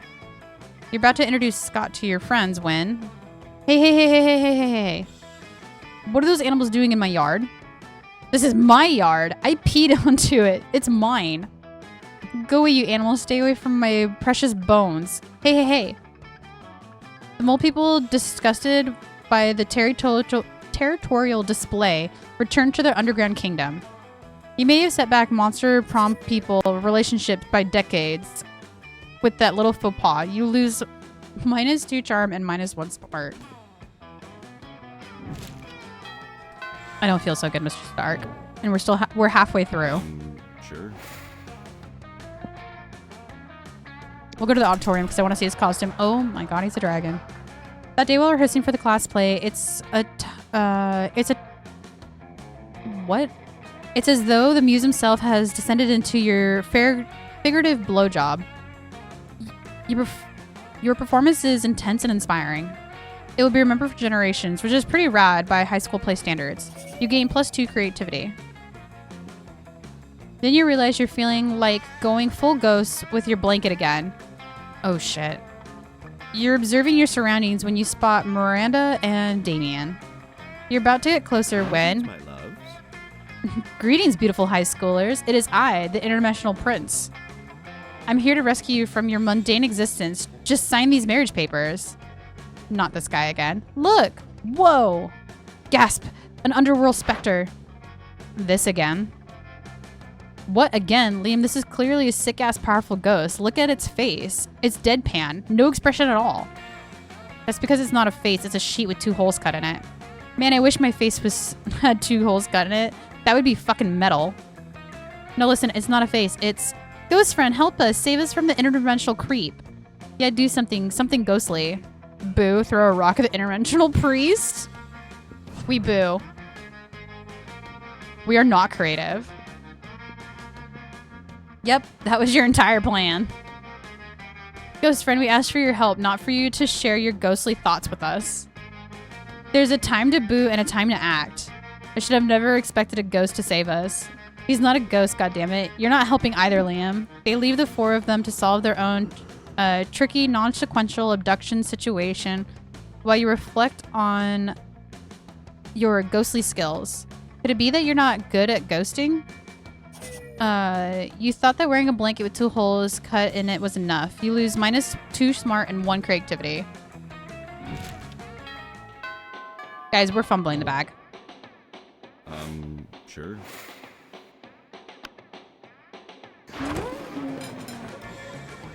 All right, I'm trying to comprehend your request.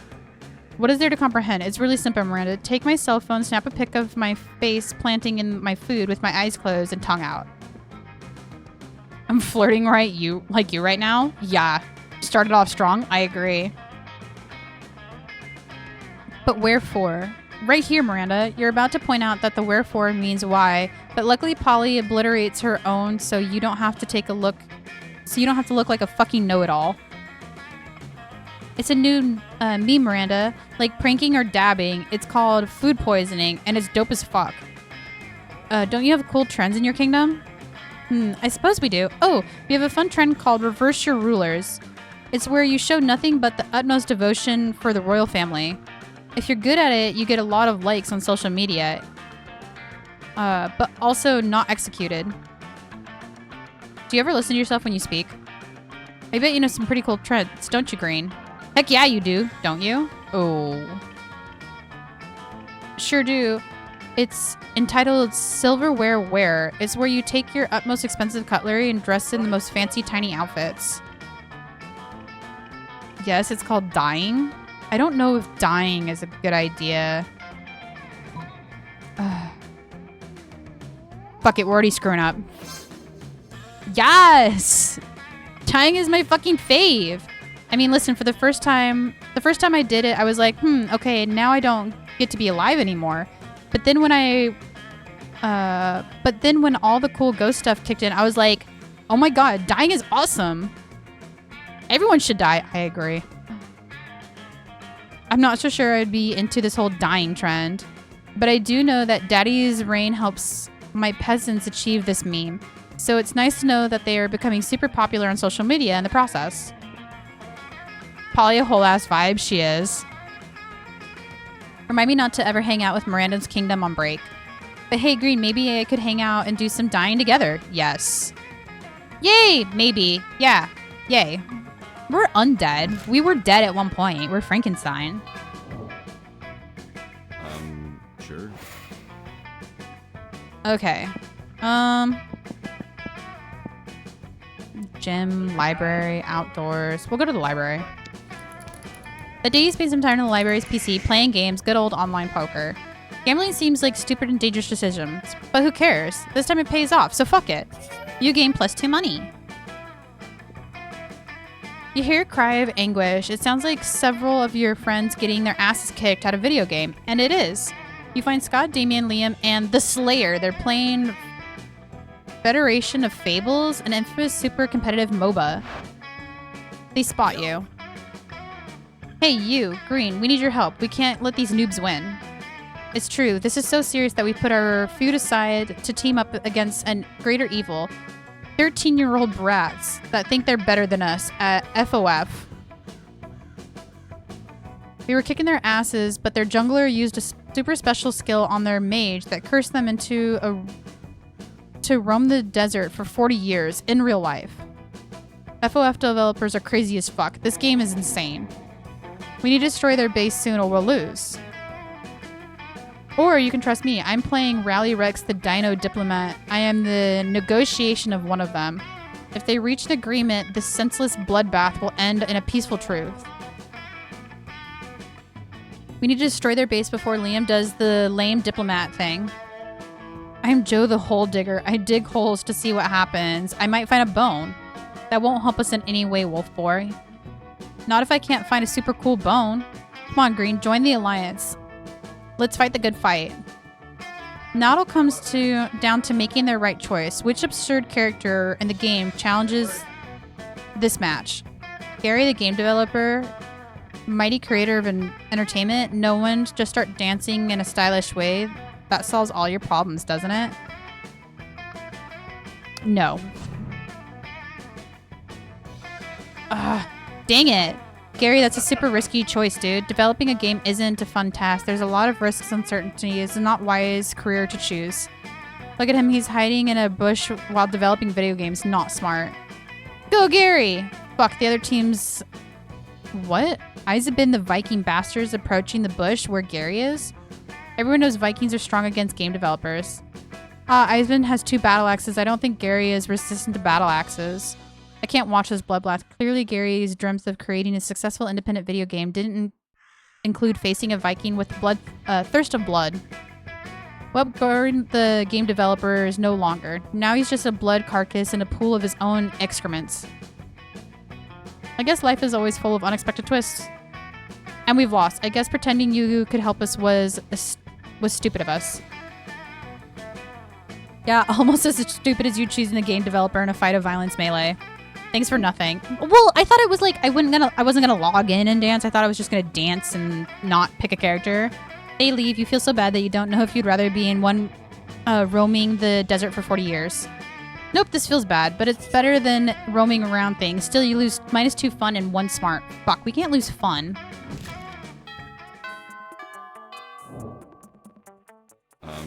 Sure.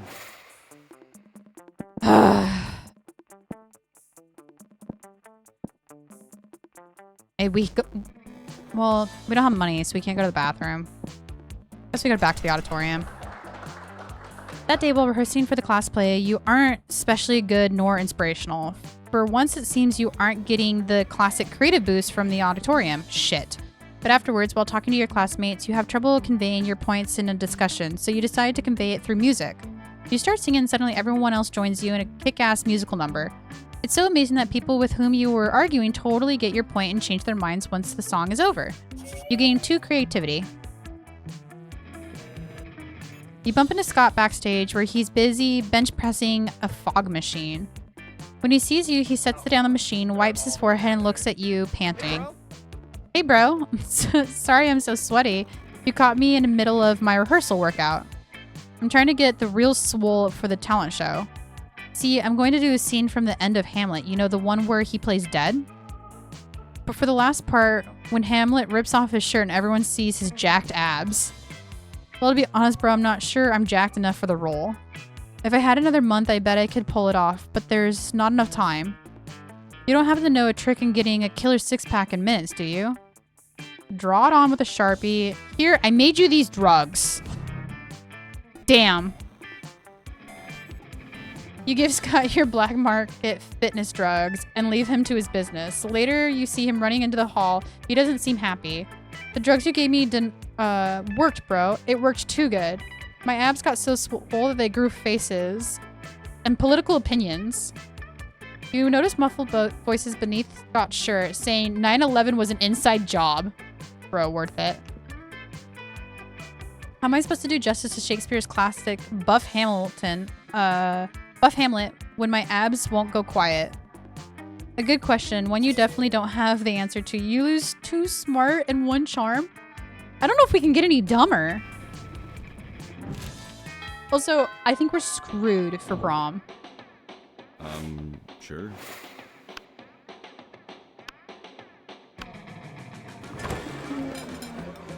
You arrive at the chosen table to find Damien disjecting hefty ball of mashed potatoes while Polly is passing her hand through the same. Seriously, what do we have to do to get food fight started in this cafeteria? Oh, we did this before. I honestly don't know. I tried throwing potatoes at people and yelling food fight, but I think everyone's too scared of me to fight back. I can't throw any food because of my stupid ghost hands. Plates, mirrors, antique furniture, sure, but not food. You think so too? My fun is still at 11 though? It's true. My boldness is 13. There's got to be a way to provoke food wars. My dad always tells me to be more a politician. But you're not a politician. Your strength is hitting things, and my strength is being unbelievably hot all the time. Unbelievably hot, that's it. We'll set the cafeteria on fire. No, wait. That's not a solution. That's just arson. Why do I always jump straight to arson? It's hard to watch them struggle through this by themselves, so you step in with an idea of your own. I know that the above worked last time. I am scared to choose this bottom one, but we're gonna do it anyways. I like where your head is. I'm just not super into being kidnapped and shit. What if we skip some steps and go to the good old flashing? Polly floats on top of the table and in a particular motion whips her top off. To the victor. This is high school cafeteria. Polly rashes unsteps the rolling cauldron of hormones, set it on fire, and tap danced on the ruins. Soon the air is thick with sausage and gravy. Potatoes crisps fly everywhere like flavored shrapnel. Polly puts her shirt back on now that everyone's too busy fighting to remember what they were fighting about. Looks like mine really were the tits that launched the 1,000 chips. The view you just got makes that pun worth it. Okay, so we hearted up with Polly. That's good. Sure. Polly likes drugs, so we're gonna go do drugs.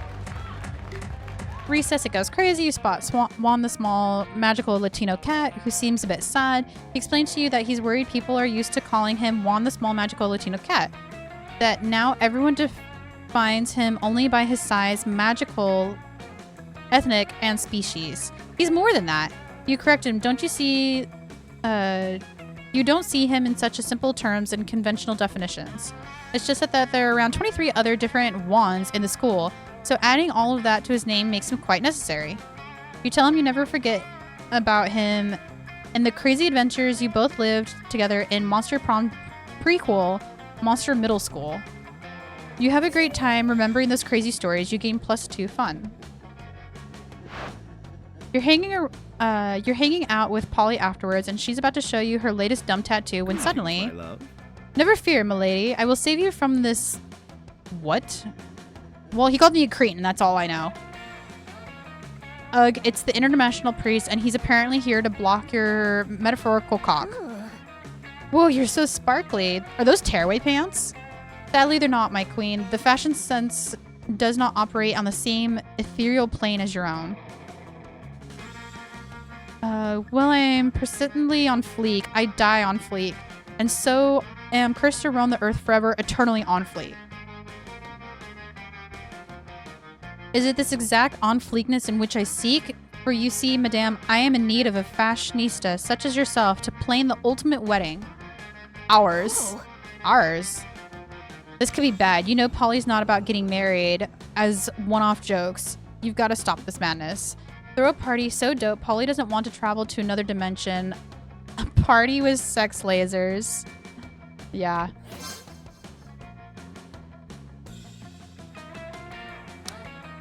You steal the sex lasers from your school's highly controversial physical lab and get the party started. Great Zorablans of Galaxia. I didn't know you had such a sick party in this dimension. It's party time. Yeah, boy, the school is nationally ranked in the field of parasite physics? Sorry. What? I didn't know what kind of snooty serene you've got over there in the snooze zone. But there's spooky high school. We have sex with coherent light. I'm truly humbled by the heartness of your party. I shall return to my dimension and lament the facade that is totally party wasteland. You don't even notice the prince leaving because you're too busy humping a laser. You gain +2 boldness and 1 fun. 3 more. Sure. Our fun is really high. That's good. Go to class. That day, you're the first one in class. You sometimes come early because you enjoy talking to the teacher. He's a bit better, but in a cool way. He treats you like an adult, and the two of you discuss life and stuff very snarky way. Look at you, excelling at cliche movie tropes. You gain 2 smart and 1 valuable insight that will help you face the difficulties of being young. You're hard at work reorganizing your collection of magic stickers when you interrupt by Polly. Hi, can you help me with my homework? I have been writing an essay on the perks of being a ghost.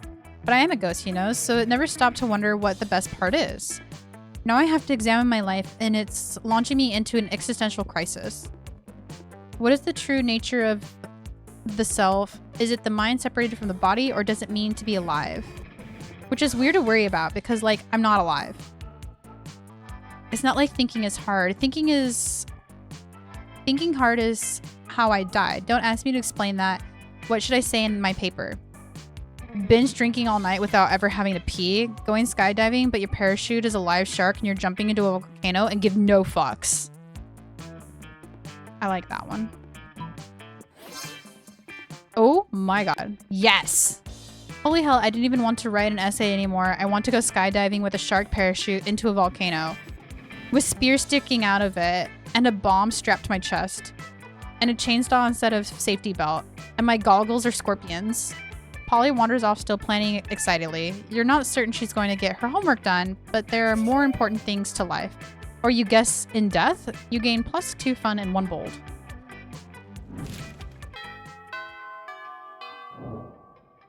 Guys, we're slamming everything into fun and hoping for the best. Listen, Green, you can totally sit with us. I just hope you didn't bring a gun to a bazooka fight. Yeah, we're showing off our best flax. Well, not the best flask exactly, but the best contest. Good God. Are literal actual flasks of alcohol openly allowed in the school cafeteria? Are there no rules? Apparently not, because Polly started setting a series of flasks down on the table. Okay, this one is my beer, my WC wine, whiskey, ethyl drug, and soul of infant. Ah, weak. This is a radioactive absinthe. This is fire, and this is literal poor life choices. Okay, but this one has another small flask inside. It's the ultimate flask. They're probably going to be on this for goddamn ever. Maybe you can cut in with the craziest thing of all time. But think carefully about whom you want to impress with your flask contest. Get ready for the most hardcore badass thing. This flask contains an ancient genie that grants you 3 wishes, but I'm totally drinking it because I don't give a fuck. I grant my own damn wishes. Want to get a dope party started? This flask has ultra whiskey, which you can get only when you get 2 bottles of the best, purest whiskey, and make them mate. The top one sounds like a Damien answer. Heck yeah, heck yeah, heck yeah, let's rage. I've always wanted to make ultra whiskey, but I could not get whiskey bottles to fuck. I tried everything, mood lighting, sultry music, chainsaws, you know, all the cliche romantic stuff. But it seems nigh impossible to get them to make sweet whiskey love. I almost started to think inanimate objects couldn't have sex, but I've had tons of sex with inanimate objects, so that's just silly.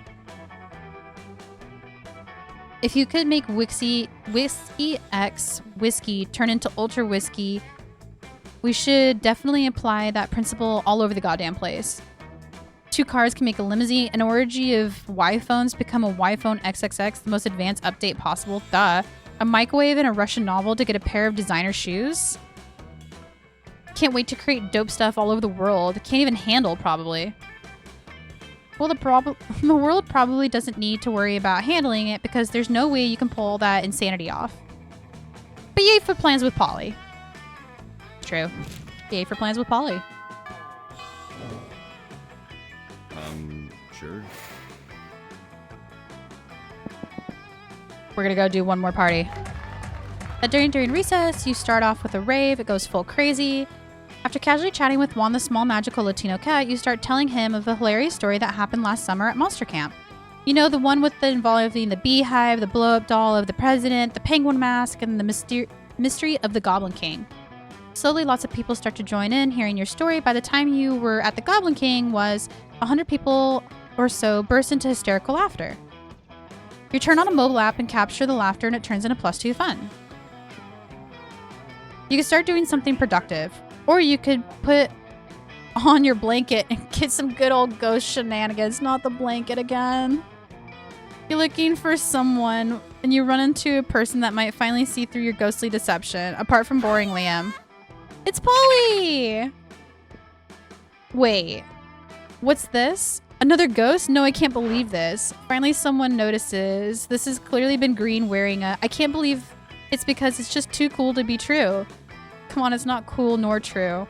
Shh, Liam, I can't hear cool new ghost friend over you being jealous. So tell me, how did you die? Do we share so much ghost gossip, or ghost-ship, as I like to call it? Good question. Time to improvise a lie with another bigger lie. I was offered as a sacrifice to the god of party. I only tell how I died on the 3rd date, bro. Ghost boost wink. Whoa. That's just stupid. You mean stupidly awesome? No, just plain stupid. Also, which ghost of party? Dionysus, Nikisus, the deer person? Who cares, you party pooper? I'm just saying his story has more holes in it than the actual holes cut out in the blanket he's clearly wearing. Shut up, Liam. Maybe we should sacrifice you to the ghost of party, or the god of parties. You don't like such bad vibes, and because of that, you start dancing. Polly joins you. Ghost dance! I swear I'm gonna follow you around until you take off that sheet.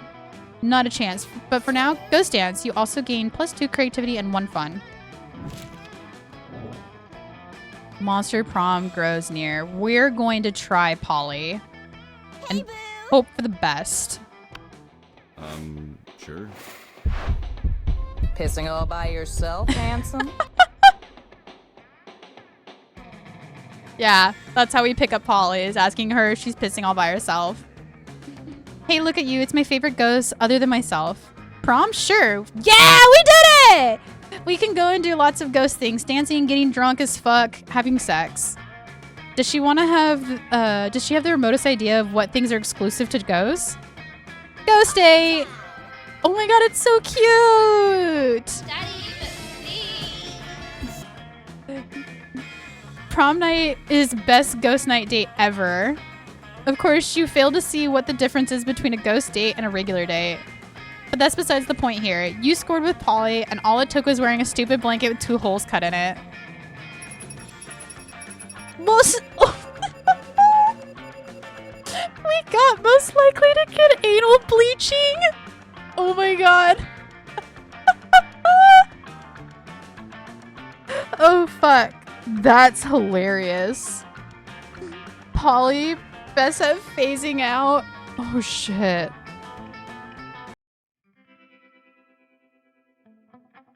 Oh fuck. It's been 6 weeks where maybe the most epic and absurd weeks of our lives. After Monster Prom, we kept living our lives, falling in love, battling our friendships, and learning about who we were and where we could be. You know what?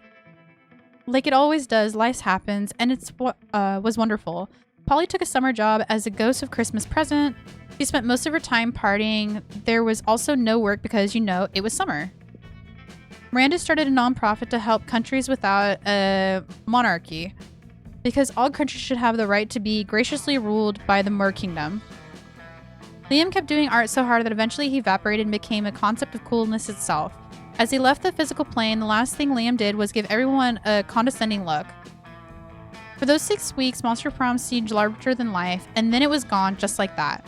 The battle for Monster Prom might have ended then, but there were plenty of battles left in the war called youth. But once again, we are young and unafraid, and we are ready to start.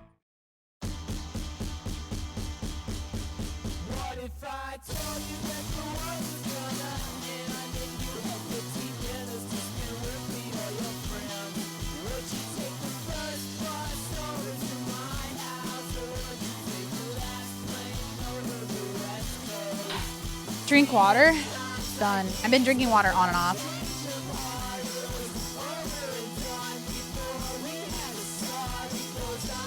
Proud? It's a lot of reading.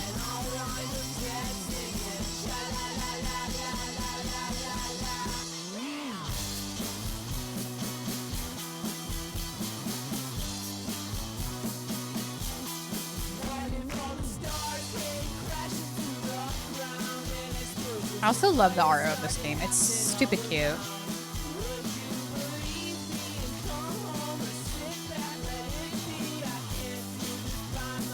Our boy got suckered into playing League of Legends, by the way. I opened a ticket. I'm waiting to hear back about it, so that way I can get my account.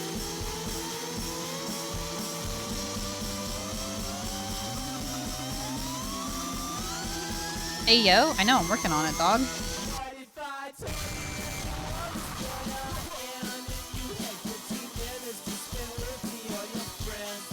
I can't skip the credits.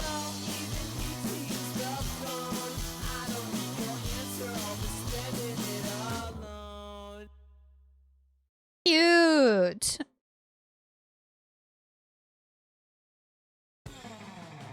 Juana's maybe gonna hit his 5 stack. True. Very cute end card. All right, everyone, that was Monster Prom. There's actually several like variants of this game. So I forgot I thoroughly enjoyed this game. So I'm not opposed to buying the other ones. So like they have a clip on this now. It's for Monster Prom 4. It's Monster Con, which is like going into a convention. There's Monster Camp Out, which is supposed to be like a summer one. I think there's also, I think that might be the road trip one as well. But anyways, there's a couple different ones. I can also play the second term, which is the DLC. So we can look at that maybe next week. I don't really want to play Tavern Talk. It really lost my interest. I forgot that this is really fun and it keeps my interest. So I'll probably swap Sunday mornings to being Monster Prom mornings. And we can continue to play this one and play different characters and try and charm other individuals and get more of the games because the series is really good. So this one's better, I think, than Tower Talk. This one definitely hits my vibes too, where it's like there's chaos and cursing and violence and partying. And the dialogue is also very good. I still stumble through it, obviously, because reading is not my strong suit. But you know what? That's okay.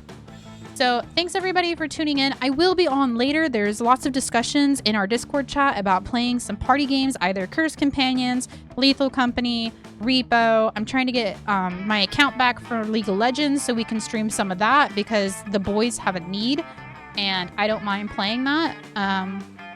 So yeah, we'll just see where the day takes us. But I wanted to at least get our actual scheduled session in for the day. So thanks everybody. See you later.